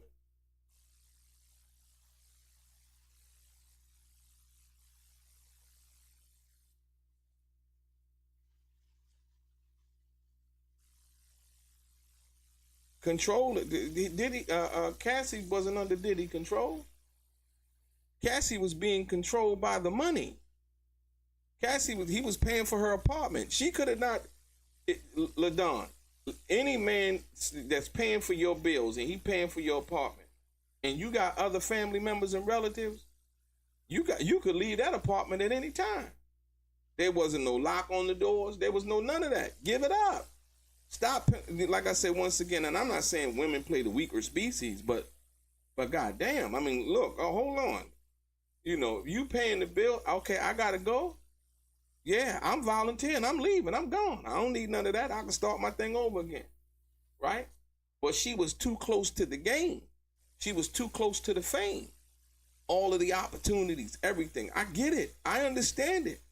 But that is still no excuse to sit there and now cry, do this revisionist thing, change the trajectory of history by saying, oh no, I couldn't do it because he had control of me. He paid the rent for my apartment. So what?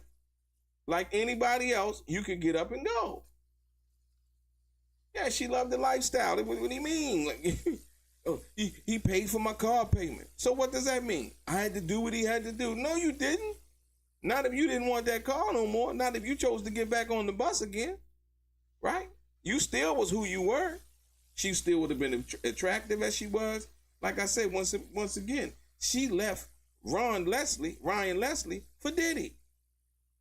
She chose what she thought was greener pastures. Okay, cool. That turned out to be a fucking nightmare from certain perspectives, right? But then on the other end, it came with certain perks. It came with certain perks. And those perks were the car, the paying for the apartment, the walking the red carpet, the being considered Diddy's girl, being involved with him, all of those things. She was willing to do all of those things, basically sell her soul to be famous. It happens every day. It happens every day. But like I said, so when I look at the game and I look at what's going on, I'm like, he asked her, why don't she leave? That's not even the question anymore, because at this particular point, he's saying around 2007, I think 2004 to 2007, from that perspective, he's asking her, why don't you leave?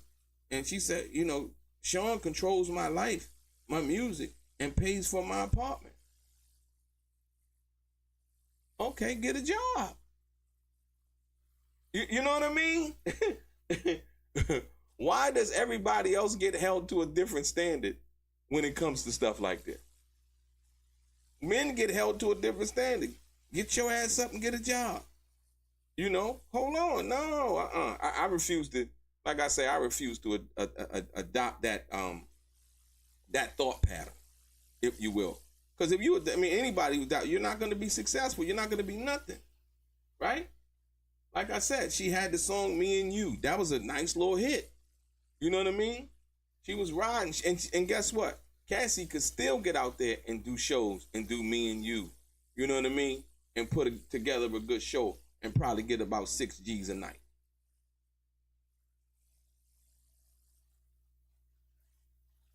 Right? It's like, yeah, like you say, her knight in shining armor and Savior Diddy did it. Right? Come on, man. This is crazy, man.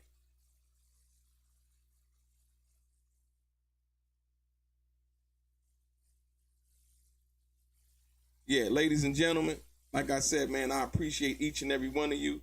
The court has adjourned for the day. So like I said, they haven't really gotten into anything yet, man. This is a bunch of hearsay about Cassie. What's that? LaDawn said that Cassie. What you say, LaDawn? LaDawn said Cassie wasn't the number one witness. Yes, she is. Because every witness that comes up, it goes right back to Cassie and what happened to Cassie. You know what I mean? What did Cassie tell you? What did you tell Cassie? Once again, the whole premise of these charges were based on Cassie and her civil case. So like I said, I appreciate each and every one of you for stopping through today, ladies and gentlemen. We will be back tomorrow. Hopefully we won't have any technical difficulties. Thank you for tuning in. Your boy DELRAY, Straight Game.